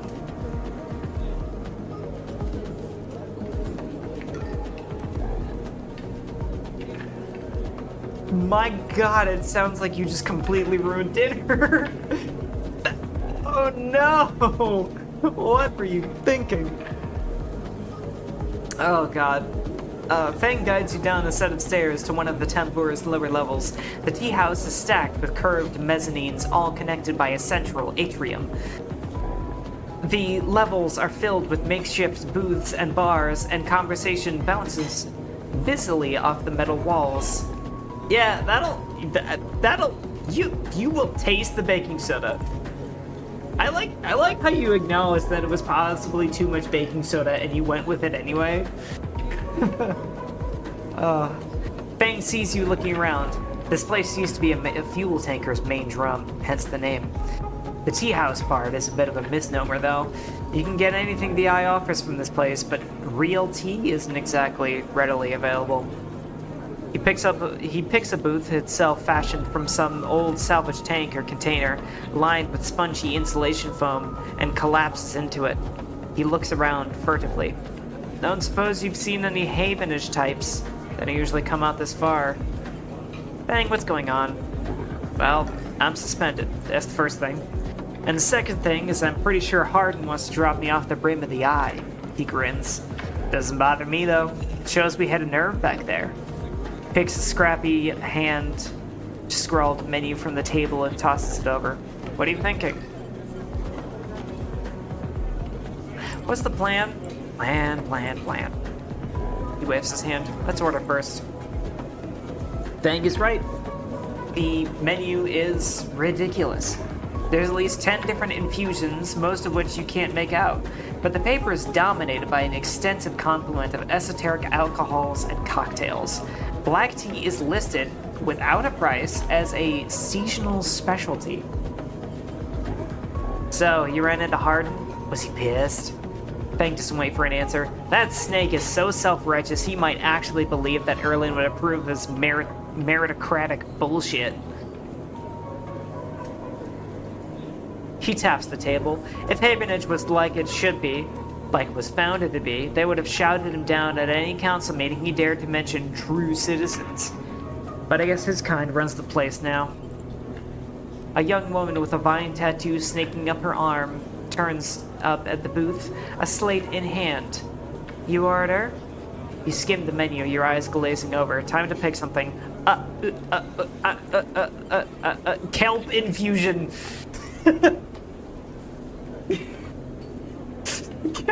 Kelp infusion. Why does that name amuse me so much? What even is it? I don't know. How are they infusing the kelp into me? Am I going to be... Are you going to rewrite my mechanical DNA with kelp? She nods, and notes it. And you, she begins, looking to Fang, but when she sees him, she suddenly stops. What the... Fang shrinks a little. You're supposed to be working. This is your shift. He grins sheepishly. You work here? Fang waves at you to be quiet. Look, Jenna, let's just say this is my break, and my friend here has been through a lot. Jenna looks between the two of you. I wave. Hi! Fang doesn't look too pleased. 2 minutes, says Jenna, pointing at Fang, and only because I don't want to get dragged into whatever this is. She gestures at the table and walks off. What? Fang stretches out in the booth. You know how it is. We all have to eat. Plus, he leans in, this is the best place around here to find a person you might be looking for. Who? Yeah. Excuse me. Remember that web of connections that Hardin pinged the moment we confronted him? Those are his collaborators. And if we want to understand what a Solheim executive might be getting up to at the Eye, those are the people we have to find. Fang is almost whispering now. A couple of them, I suspect, are in the low end, and well, almost everyone in the low end comes to this place at one time or another. He brings a modified slate out into the table. I've set this up so that when anyone with the network signature I'm looking for comes in within close proximity, it'll mark them. Once they're marked, we can break through their access protocols and get the good stuff inside. We just have to find them first. Hence me moonlighting as a waiter. Suddenly a smile grows across his face. Oh wait, I have an idea. Oh no. Oh no. Look, I can't cover enough at the low end on my own, and so far I've had no matches in this place. With two of us, we can cover more ground. How? Well, Fang has a hangdog look. We need to get you out and about in the low end, in close proximity to as many people in residences as possible. And it turns out my friend Minky needs some help with deliveries. No! No! I don't want to deliver noodles, did Minky express. Plus, you already know him. Perfect. Fang places a tiny receiver on the table. This connects to my slate and runs the same marking protocol if you get near any of our targets. So all you have to do is is take some delivery shifts for old Min Gi, and soon enough, we'll have the place covered. Fang, don't give me that. You think I like working here? And I thought you could use the tips. He grins. We're in this together, are we? Are we? Yes! You think Harden is happy to have you wandering around the place? He might have let you wander off for now, but I'm sure he has his eye on you. This is on you too. Fang slips his slate back under his clothes. Just head on up to Min Gi Express, take a delivery shift, and we'll see what shakes up. You manage to find anyone and extract any data, bring you right down here to me. They have me on double shifts, so it shouldn't be hard to find. Jenna walks past, carrying a tray of drinks, and sharply catches Fang's eye. I don't think she's bringing your drink, he stands. I think it's time we called for this meeting to a close. You grab the receiver from the table and slip it into a pocket. See you soon, sleeper. Stay safe, Fang adds, before turning and walking off towards the bar, whistling as he does. God. Fang is such a delightful scoundrel. What an absolute scamp. I can't hate him.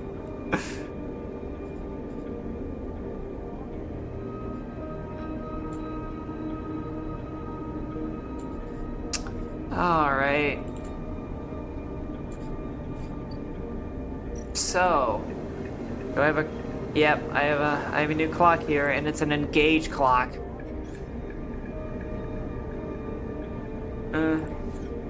I guess next upgrade point we can get a point of Engage. I don't know. I'm just a funky little engineer, you know? Thing is a dumbass.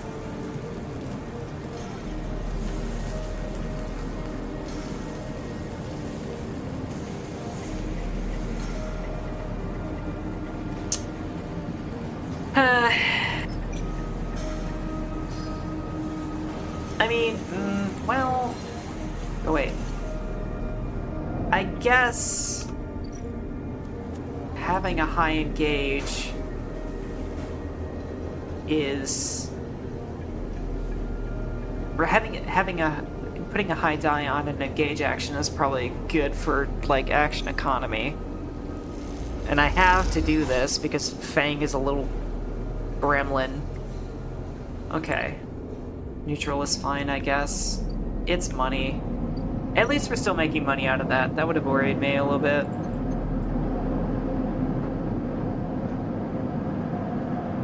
Not gonna use the stabilizer yet.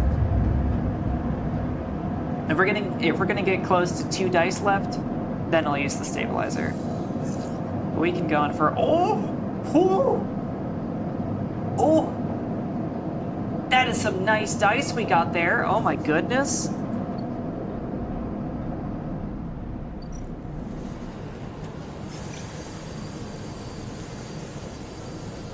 Got a 75% non-failure rate. Let's do it. Negative. Ow!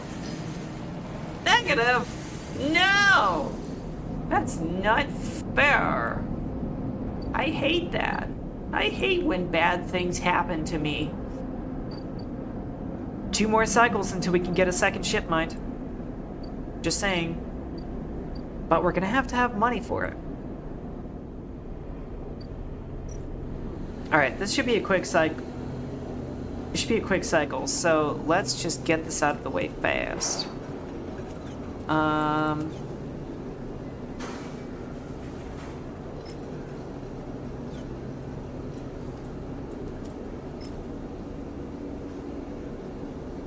Yeah. Oh, sweet. 13 cryo? It's actually pretty good.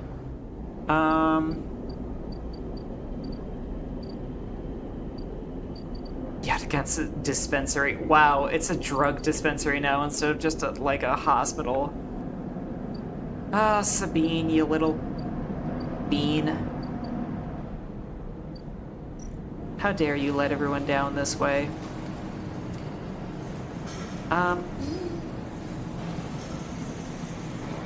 I'm a little bit worried that this will like progress too much. If I max out this clock too early, you know? I I wanna smooth the game out a little bit. I want it to be smooth. I want it smooth like the brain of a cow. And I mean that so affectionately. Neutral outcome? That's rude. Need that smooth brain. Alright. Here we are. We don't even describe to self-repair. Ooh! Ah! Eat! Ooh! Ooh! We didn't eat! We didn't eat food! Oh god. Oh god, I was like, man, we have so much money!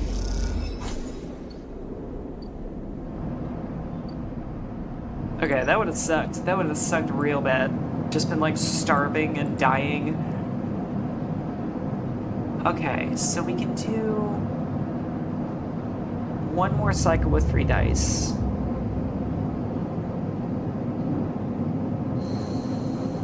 I assume I have that correctly. Yes, we... Holy moly! Guys, I think we're gonna get the Yatagan target clock done real quick.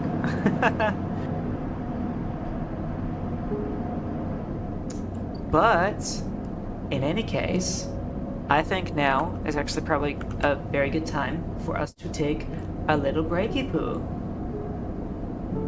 Even though it feels like I'm on a freaking roll right now. But, you know, we're getting into an ad break soon anyway, so might as well, so we can get ahead of that. Thank you guys so much for being here up until now. I hope it has been a very fun time. I've been actually enjoying it far more than I thought I would with the whole feeling sick thing. And I'm super excited to get to a little bit more of our Citizen Sleeper adventures in the meantime. We're gonna get 2 ship mines. That's gonna happen, by the way. That is almost certainly gonna happen anyway. But yeah, been a great time. Gonna go on a little bit of a breaky poo in order to get some to eat and just like, you know, detox my brain a little bit. And I will see you all very soon.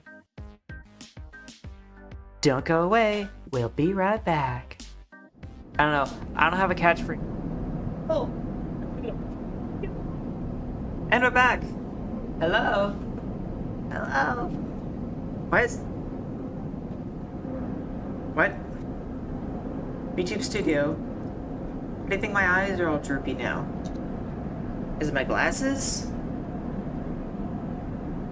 Oh, I think it was my glasses. Hiya, everybody. Welcome back.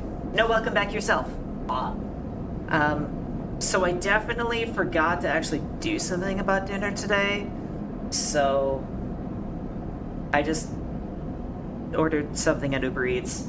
And it costed way too much money, but it's gonna be great. And I'll get it at some point before the end of the stream.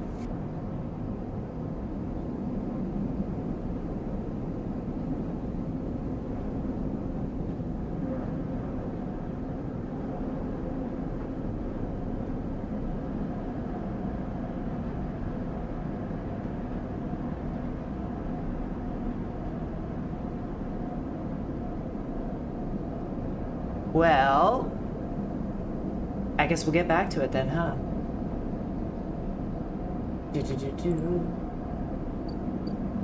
Yes, we need one more cycle before A. Give me back my model. There we go. Wait, I forgot to actually check when my food's gonna be here. God. Your girl's gotta eat.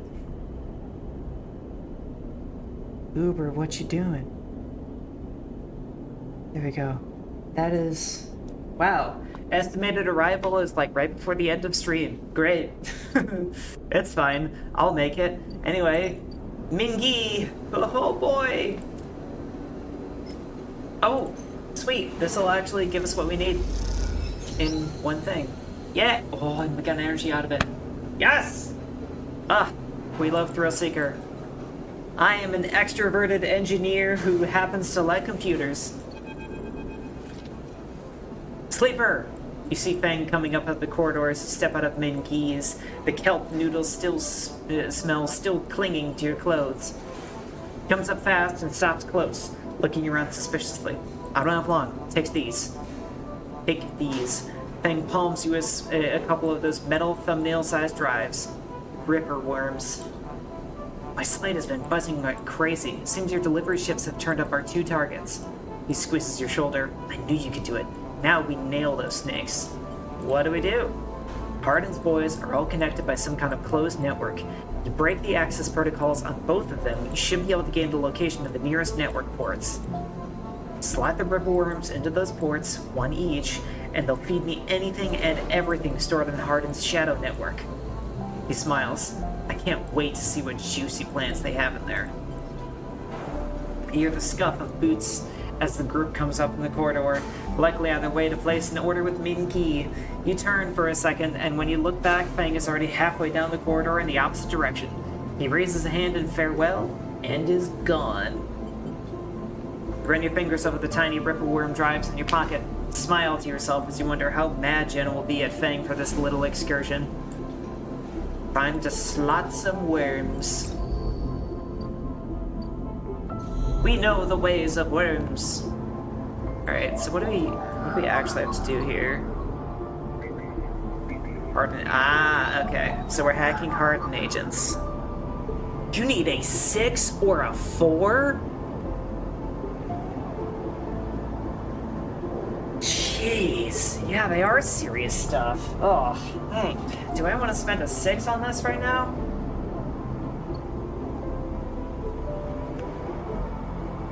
We're gonna get grabbed by the hunter again, too. I think we gotta.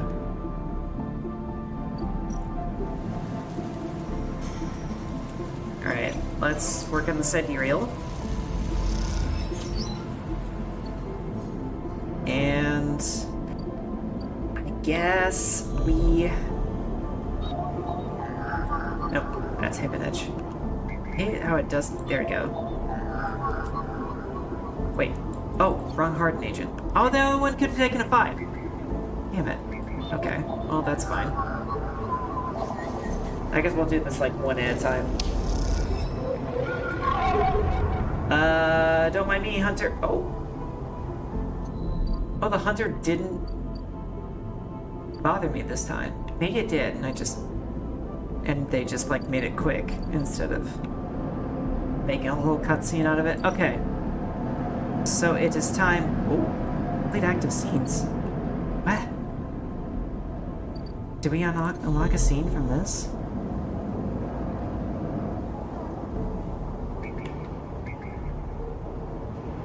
Oh, maybe it's because... Okay, maybe we need to do the agent port thing. Oh. We have to do that? Fine, okay. Jeez. Okay. Fine, okay. As you approach the address Ruppia gave you, a heavy hand falls on your shoulder. What's your business here? The enforcer grips your shoulder, giving a hint of the strength her implants gave her. As you turn to see, you see the same subsidiary eyes as Rabia and Toshiro, glinting like mirrors on her cheeks. Gia, please. The Sleepy is here at my invitation. At Rabia's command, the hand immediately loosens. An apologetic look replaces the scowl on Gia's face. Of course, Rabia. I'm sorry.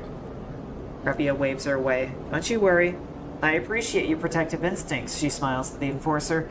How about you head down to the tambour? They have a delivery coming and they'll need some help with the lifting. Gia nods and walks away. So, Sleeper, you came. I'm glad. It didn't feel like an offer. I'm sorry for that. Is that a mosquito? Is there a goddamn mosquito in my office? Oh, I swear to God. Oh, I hate mosquitoes so much. I hate them in a violent, rageful kind of way. Anyway, you have to understand, finding you there in Sabine's unit, I wasn't sure where we stood. There are more than a few people on the station who would rather I was dead. I had to be sure you weren't one of them. I wish you no harm. For the moment.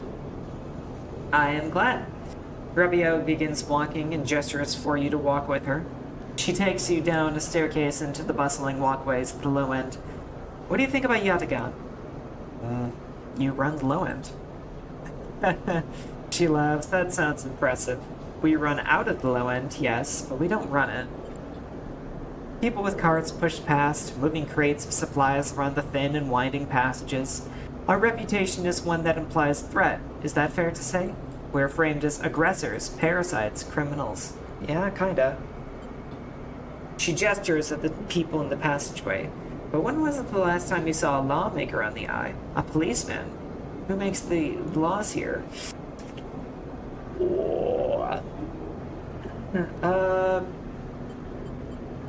Havenage seems like. Yes, they believe so. They like to believe so, don't they?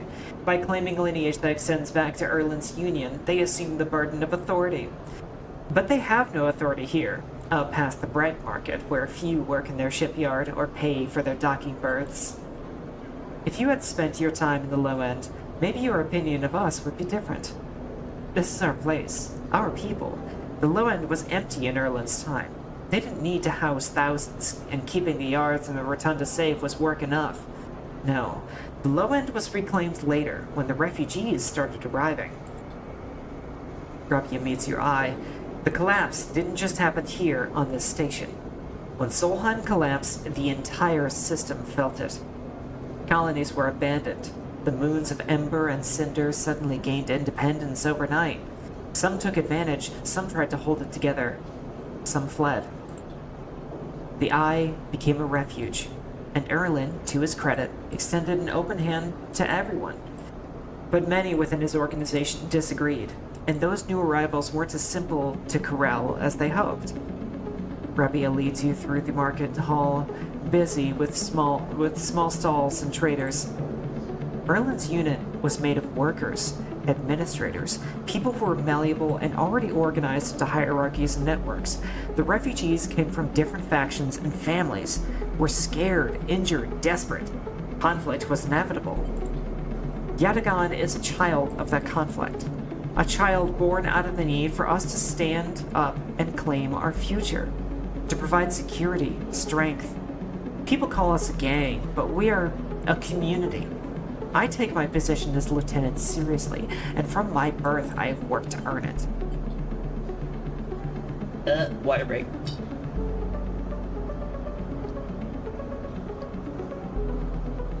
Rabia catches herself before she raises her voice any further, and you both walk in silence for a while.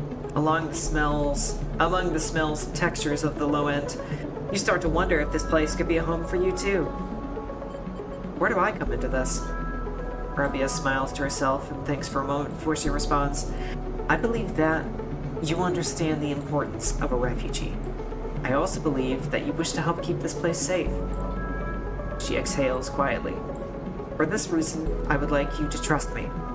I do not know what Sabine has told you about us, but I imagine it was not good. I will be honest with you, Sleeper. I was never comfortable with having Sabine as part of Yatagan. An ex-corporate employee? It goes against our nature. But their deal was with Yannick. I kept my distance, made sure Sabine had their surgery, kept it supplied. That was all. But I cannot allow people to go back on the promises that they have made us. Yatagan has not lasted long because of its charity. We offer and ask for support. Any betrayal will be treated as an attack. They were trapped, desperate. Many on the IR, Sleeper. I am sorry, but we must ask that our debts are paid in full. Well, Sabine found something. Please, I don't want to hear their accusations. They only wanted to escape their debt. They would have said anything. Where are they now? Stand behind their claims. Maybe I'll find them. As will we. You realize Rabia has led you in a loop, and together you both come back up a staircase to the walkway where you met. You are free to go, the Sleeper. I have said what I wish to say. She looks out through the windows of the walkway. I would protect this place with my life, as it has protected me. I want to make that clear. She turns back. However, if you too wish to come under its protection, I can help you. Return here if you wish, and there will be tasks for you to complete. You will be able to see Yatagan, to see the low end with your own eyes, not as others frame us. As for Sabine, she pauses to consider her words. I will not ask you to betray them, but if they contact you again, consider their motivations carefully. With that, Rabia leaves, slipping back into her office, while you stare out at the countless units, each a home, each with a story, that make up the low end. Ah, how delightfully sonderous. Alright. And with that, we end the cycle that is just before the merchants come back.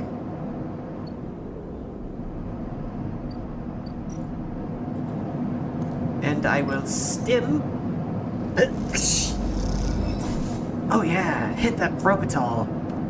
Anyway, let's end the cycle.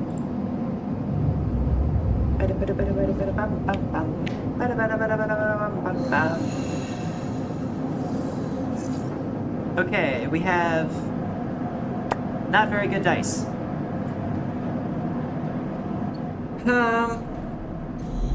Where's that other Harden agent? Here it is. Need a 5 and a 3. I am enjoying this. The amount of reading aloud can get a little exhausting at times, but the game itself is very fun. It's very interesting. I really enjoy the RPG mechanics and how they're handled, and also the story is just right up my alley. This is my favorite kind of like transhumanist high sci-fi. I really enjoy it.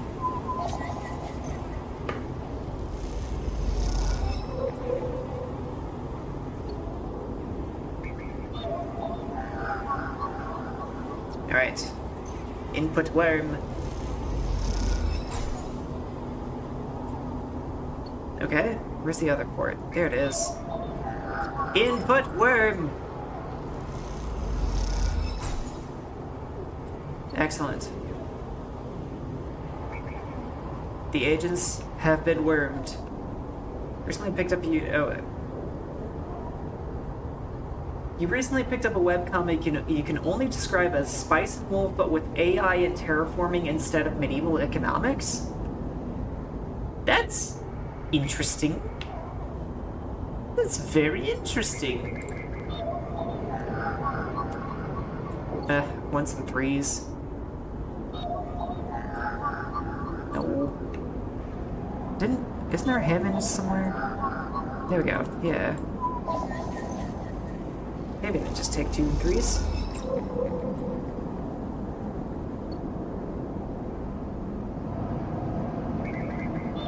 Oh, now you actually displayed the thing that I'm getting.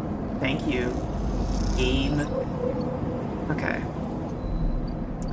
Bada bing, bada bing, bada boom. Alright. Ship mine fragment. Here we go.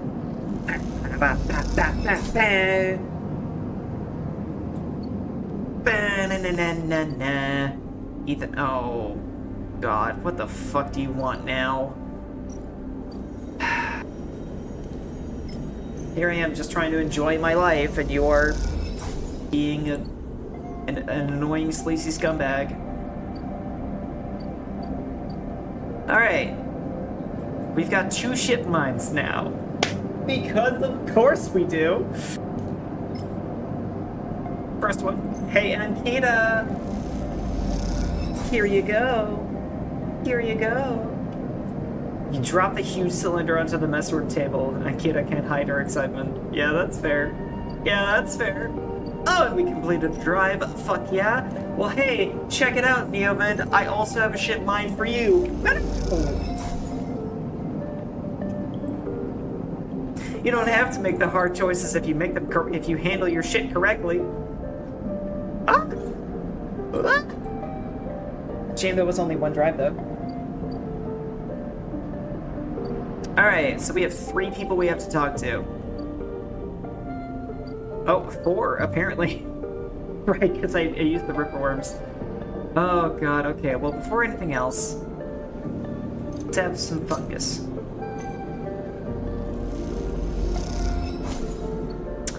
Alright. I don't like you, Ethan, so I'm gonna start with Ankita. You drop the ship mine core onto the galley table with an emphatic bang. Ankita spins around for she's been poring over some documents on her slate. Holy shit, Sleeper. Did you actually land a ship mine? She rushes over and hefts the huge cylinder, turning it back and forth. Well, shit. It might actually work. She smiles wider than you've ever seen. Where'd you get it? Built it. Built it? Well, you were full of surprises. Ankita bangs on the galley wall. Hear that, Amber? The Sleeper got you a new ship mine. The sound echoes down the ship's passages. You have to admit, being in a small space with Ankita when she's this excited is a little intimidating. Ankita puts the ship mine back on the table. I'll start the process of fitting it as soon as I can. I might need your help with some of it. She heads back towards the counter to grab her slate. This isn't the only good news today either. Looks like my good karma is finally coming in. She throws the slate onto the table and spins it around so you can see the screen. Take a look at this. You can see a list of names and numbers, nothing that exciting, along with what looks like a transit timetable. Found them. Thieves? Exactly. Well, the thief, singular. She points at a name on the table. Or more specifically, Ashton Cade. It was his past that he used to access the Amber and slice the ship mine. I thought he might have been killed or robbed, his past stolen, but it turns out he crossed the Founder's Gap on the very next cycle. How do you know? I know some crew over at the ferry, Old Mercs, used to run an outfit that I worked with. I saw them in the Overlook and they mentioned they saw Ashton crossing. I checked the manifests, and there he was. Looks suspicious. He hasn't said a word since the theft, and anyone wanting to hide out might head to the Greenway and go to ground. She flexes. You won't get far, though. There's no real docks out there, only a couple jetties on the wastes. Going after him? Not yet. First I want the ship mine. Alright, first I want to... Oh, God. Alright, first I want to fit the ship mine. She pauses. But maybe you can help me out. Sure, how? It's like this. I head over there, especially in Amber. He'll spot me a mile off and go underground. He'll find a way to slip the station, or he'll bury himself so deep in the waste that no one will ever find him. But you, Ashton doesn't know you. All I need is for you to go there and sniff around. Not at the commune, not at the stacks. You will look onto the edges, the margins, the wild places. That's what Ashton likes. You see him, you locate him, ping me on this. She hands you a comm earpiece.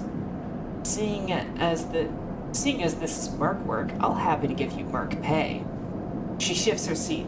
The thing is, I haven't got much left. So, how about I tell the boys who run the ferry to give you a discount?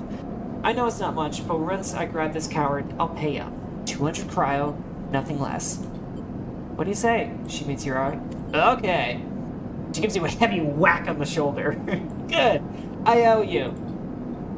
She lifts the ship mine onto her shoulder with worrying ease. I gotta go get this to fit its Amber's core. Do you get any info, any sense of where Ashton is hiding? Let me know. She goes to turn and then stops. Once again, Sleeper, thank you. I appreciate it. Ankita stomps off into the guts of Amber with the ship mine, leaving you in the galley. You glance around, a sudden nervous energy descending on what is to come. You never thought you'd get work as a mercenary, but then again, it seems the eye is full of surprises. Maybe I can ask Ankita to kick the absolute shit dick out of Ethan, so I don't have to deal with him. Wouldn't that be nice? Alright. Yes, I was going to... Nah, we've got a couple cycles before they leave. I wanna make sure I don't have to spend money on something else first. Alright, Ethan, you piece of shit. The compressor is quiet today. The usual crowds are elsewhere, and the pumping music washes over a handful of spacers and a few drunks. Ethan is still in the same stool, in the same pool of light. His head is low, close to the bar, and the bartender is ignoring him. Yeah, I don't want to bother with this. This is ridiculous. You turn to go back, but Ethan calls out, "Sleeper!" He turns to look at you. "Time to pay up again, is it?" He gestures to the bartender. "Come here, take their chits." Bartender ignores Ethan. It seems they've cut him off. "Hey!" Slams a hand on the bar. "Come take the chits!" The bartender ignores him. Ethan lets out a huge sigh. Rubbing his eyes with his palms, he reaches towards his holster. His elbow slips and the gun tumbles out. It clatters onto the bar and falls to the floor, bouncing onto the ground between you.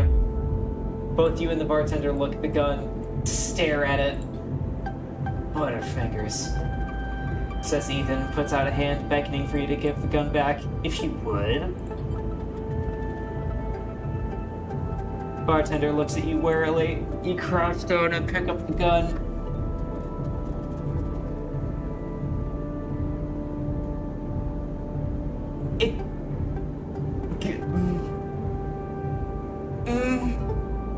It couldn't be this easy, could it? Could it really be this easy? I mean, he's sloshed. He's blackout drunk. Is he really gonna be so nimble as to, take the gun back from me? Is he gonna, pull some ninja shit and snatch it out of my hands? Or do I finally have him on the ropes? Do I finally get to have the upper hand here? I can't not take the chance, can I? Ethan turns his head in your direction a little, a sharp, pale eye locking with yours. The bartender backs away. Oh. Huh. He turns on the stool. Oh, sleeper. He stands. This is more like it. Well, if I wait, he's just gonna take it back from me. The gun's gonna be, not loaded or something, or or the safety's gonna be on. I don't get to kill this guy. I'm not gonna get to kill him, right?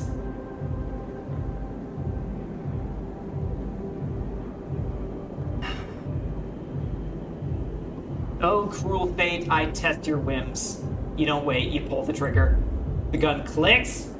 Fucking knew it. By now, all the attention is on the bar, in the bar is on you and Ethan, who looks at his gun with a bemused expression. The bartender raises an open hand, and in it are 10 shiny bullets. 10 shiny bullets he took out of Ethan's gun while he was asleep at the bar.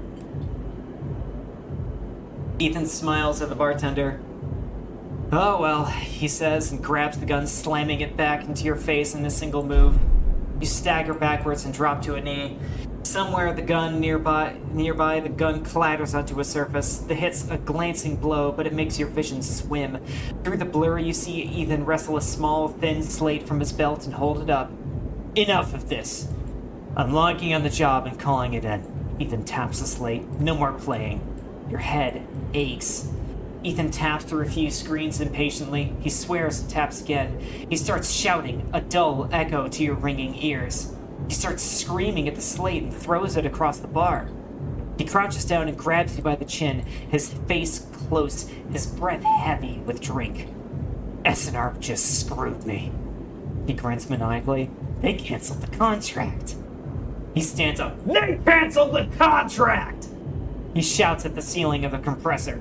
You stand up, struggling to your feet, the sting of the hit fading.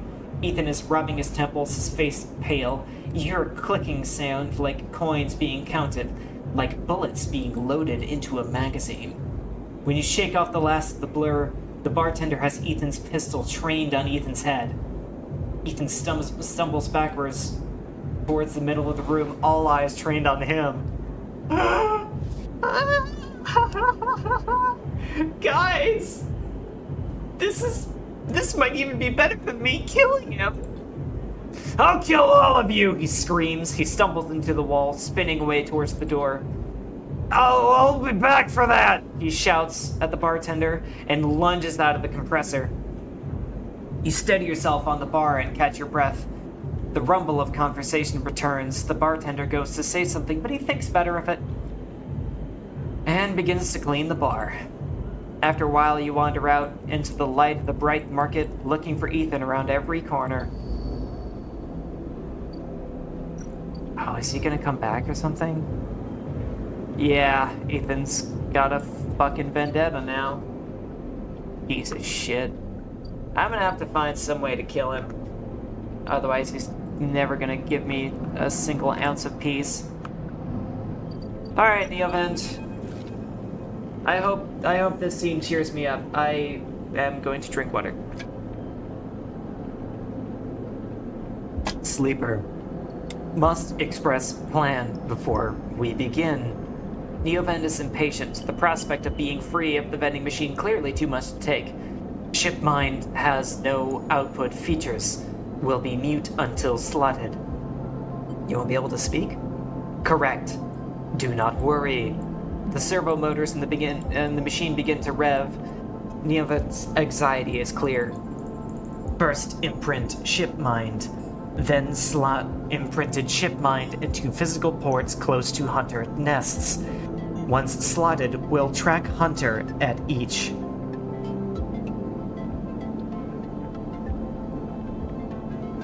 Okay. Tracking will find core nest. Slot ShipMind at core nest. Show Hunter data to Hunter. Hunter will conclude sentience. Hunter will invoke Killer. And Killer will kill. Yes. The lights on the vending machine cycle as Neovent prepares. Physical ports likely sealed in old station. We'll need keys. But yes, simple. The vending machine rocks a little. Any questions before imprinting? Why does it let you physically? I cannot access via network. Too dangerous. Hunter would find immediately. The lights flicker. Am not like you. Hybrid. Am native to cloud. Easy. Ray. What's the core nest? Hunter keeps central data storage. Protocol must keep data outside self. Linked to secondary nests. Can triangulate from there. That's it. Let's start. The sound of all the servo motors starting up at once is painful. The screeches rattle from the hard surfaces of the sealed dock and come back at all angles. Neovent better be quick, or Haven's security will be here. Neovent's voice appears among the squeals like a whisper carried on the wind. Machine is not designed for this task. Few sensors, limited inputs. I work blind. Wish me luck. In the top part of the compartment, a set of arms aligned with the ShipMind, clunkily scraping against it. Can I help? Silence is best. Also, if machine ignite, put out fire. Yeah, dude, I'll help you out, no worries. The metal creaks as the servos open the ShipMind. Its layers of silica nested like an onion skin.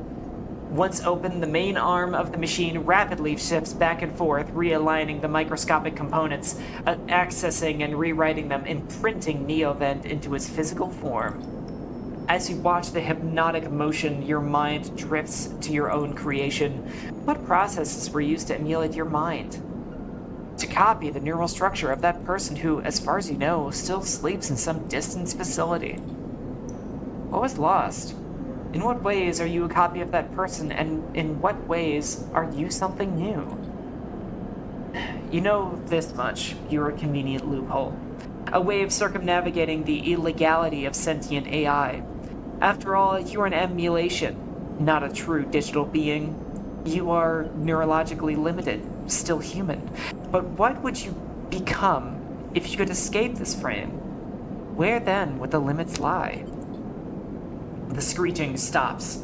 The machine powers down, dropping the bay into darkness. In the top compartment, the ShipMind is whole again. You reach up and take it down, heavy and cold to the touch. Is Neovent inside this thing, or did the process fail? There's only one way to know.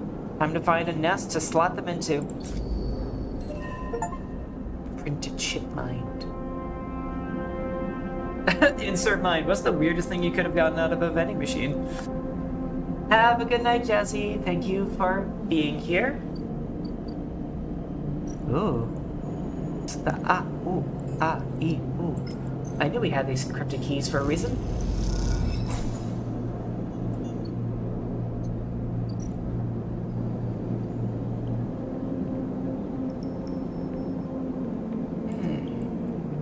Okay. So we'll put that in there in a minute. And let's give us a smile. Yeah. Wonder if there's anything else that we could do that's like worth doing. Oh, we could probably I wonder if there's more stuff to see in the low end.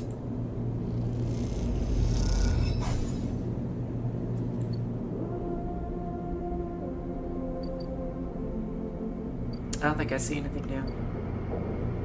No, I don't see anything new. I think that was a waste of time. Okay. So let's do this nest action.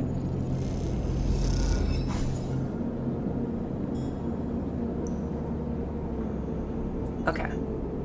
So we got that one done. And this is another place that we need one of these. The nest has to be inside. Ba-dum. Ba-dum, ba-dum, ba-dum, ba-dum. Ba-dum, ba-dum, ba-dum. Alright. And there's gotta be... Where's the last one?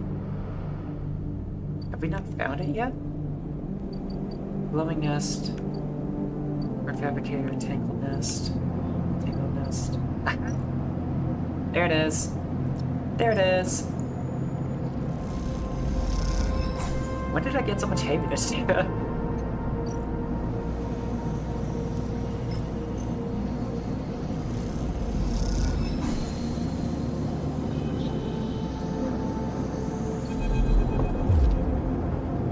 As you leave the nest, something flips.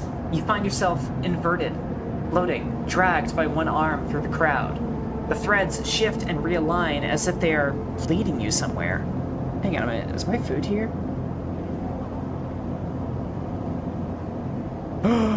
My food is here! Well, stream is over in just a couple minutes, so I can wait. Look at. You look up and see a corridor, a canyon, a street in the low end. On either side, buildings flicker with markers of activity, sigils showing showing network access, data transfer, download, upload. Between them dance ghosts. Protocols carrying or mirroring or shadowing data, sometimes silent, sometimes chaotic. This place moves unlike any digital space you have ever imagined. Something strange is happening here.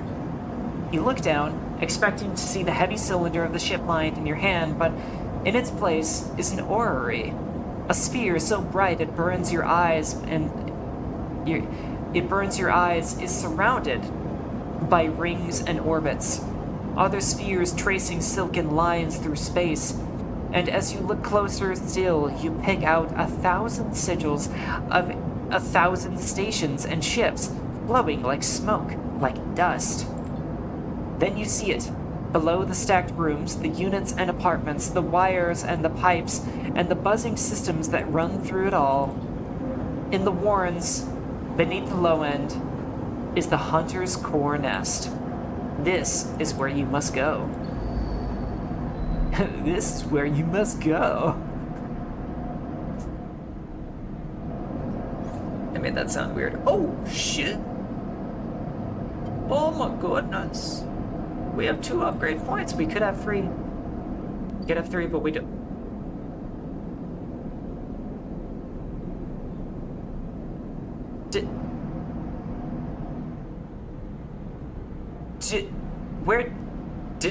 Did I spend all of our dice earlier? Where did our dice go? Huh? Did I actually? Okay. Alright, well, maybe be done after finishing the scene. I'm not sure. I don't know if we're like required to do the Warrens scene as well. But we'll finish the cycle and then call it good. As you walk into the temple, you quickly spot Fang arguing with Jenna.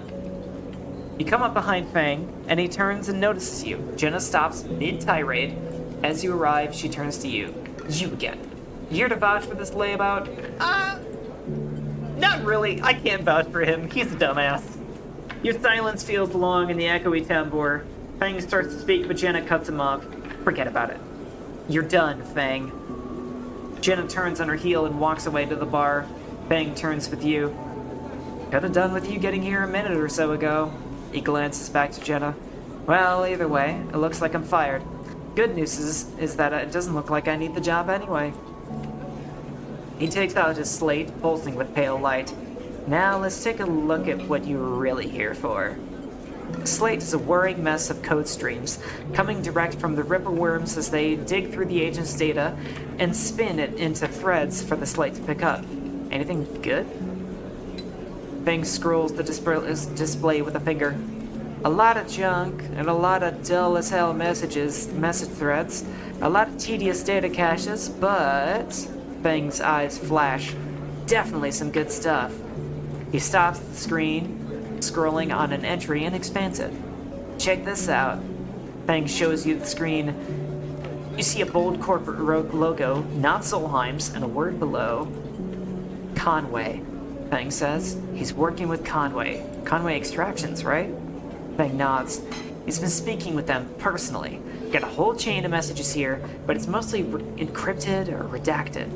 Rubs his head. Damn it, this is juicy, but we can't nail him with it. He scrolls some more. Wait, what's this? Wasteland Reclamation Facility. Right here in the eye? He glances at you. What's the best bet? This place is tucked into the wastes. Conway are set up here? I'm guessing so. Got themselves set up in the wastes. Back before the collapse, people would have got there by going down the connected spoke from the hub. But that spoke's broken now, so the only way is the long way. Round the rim, past the greenway. He shows you on his slate. Yeah, looks like we got a lot of reasons to head into the next region. Fang looks away, thinking, Conway have been making moves on this system ever since the collapse. I heard they took over one of Solheim's old belt colonies a while ago. Moved everyone out and reclaimed the whole rock. I work with Hart. Access? Old connections? Not sure. Fang looks back at the screen. But if Hardin is involved in it, then we need to check it out. Simple as that. So what's next? Fang stares out into the middle distance. We have to get to that facility. The answer to whatever Hardin has been planning, has to be there. Oops. That was him talking. And we're going to catch him in the act. Give me 5, maybe 6 cycles. Then I'll see you on the greenway. I seem to remember there's some old service docks in the outer shell. Up by the Hi-Fi building. Should be a good place to meet. Fang squeezes your shoulder. Thanks again, Sleeper, for sticking with this. I haven't forgotten about that track of yours either, but I'm gonna need to be back in my bay to pull a solution together. Turns the slate around to face you, showing a massive scrolling code. I've been working on a fix in my brakes. He winks. Fang grins. See you soon, Sleeper. And he walks out the door of the temper without looking back. Oh!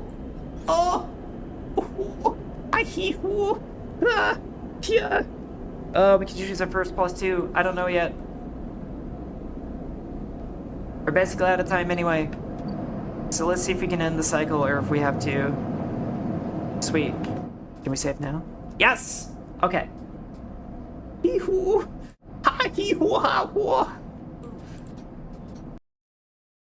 Alrighty. Well, that is... Oh. Why you gotta be like this? That is, surprisingly, in what felt like a very fast amount of time, the end of our stream for today. Thank you guys so much, as always, for being here. I hope you have had a wonderful time, just as I had. It's been really nice, especially after missing the stream last Monday. So hey, come join us again for Pacific Drive tomorrow, once we get back around to that. And I will miss you guys all the way up until I'll miss you guys all the way up until tomorrow, when we're able to see each other again. But hey, be well to yourself and others until I see you next. and I eagerly look forward to catching you guys in the next one. Have a great evening. Ciao, ciao.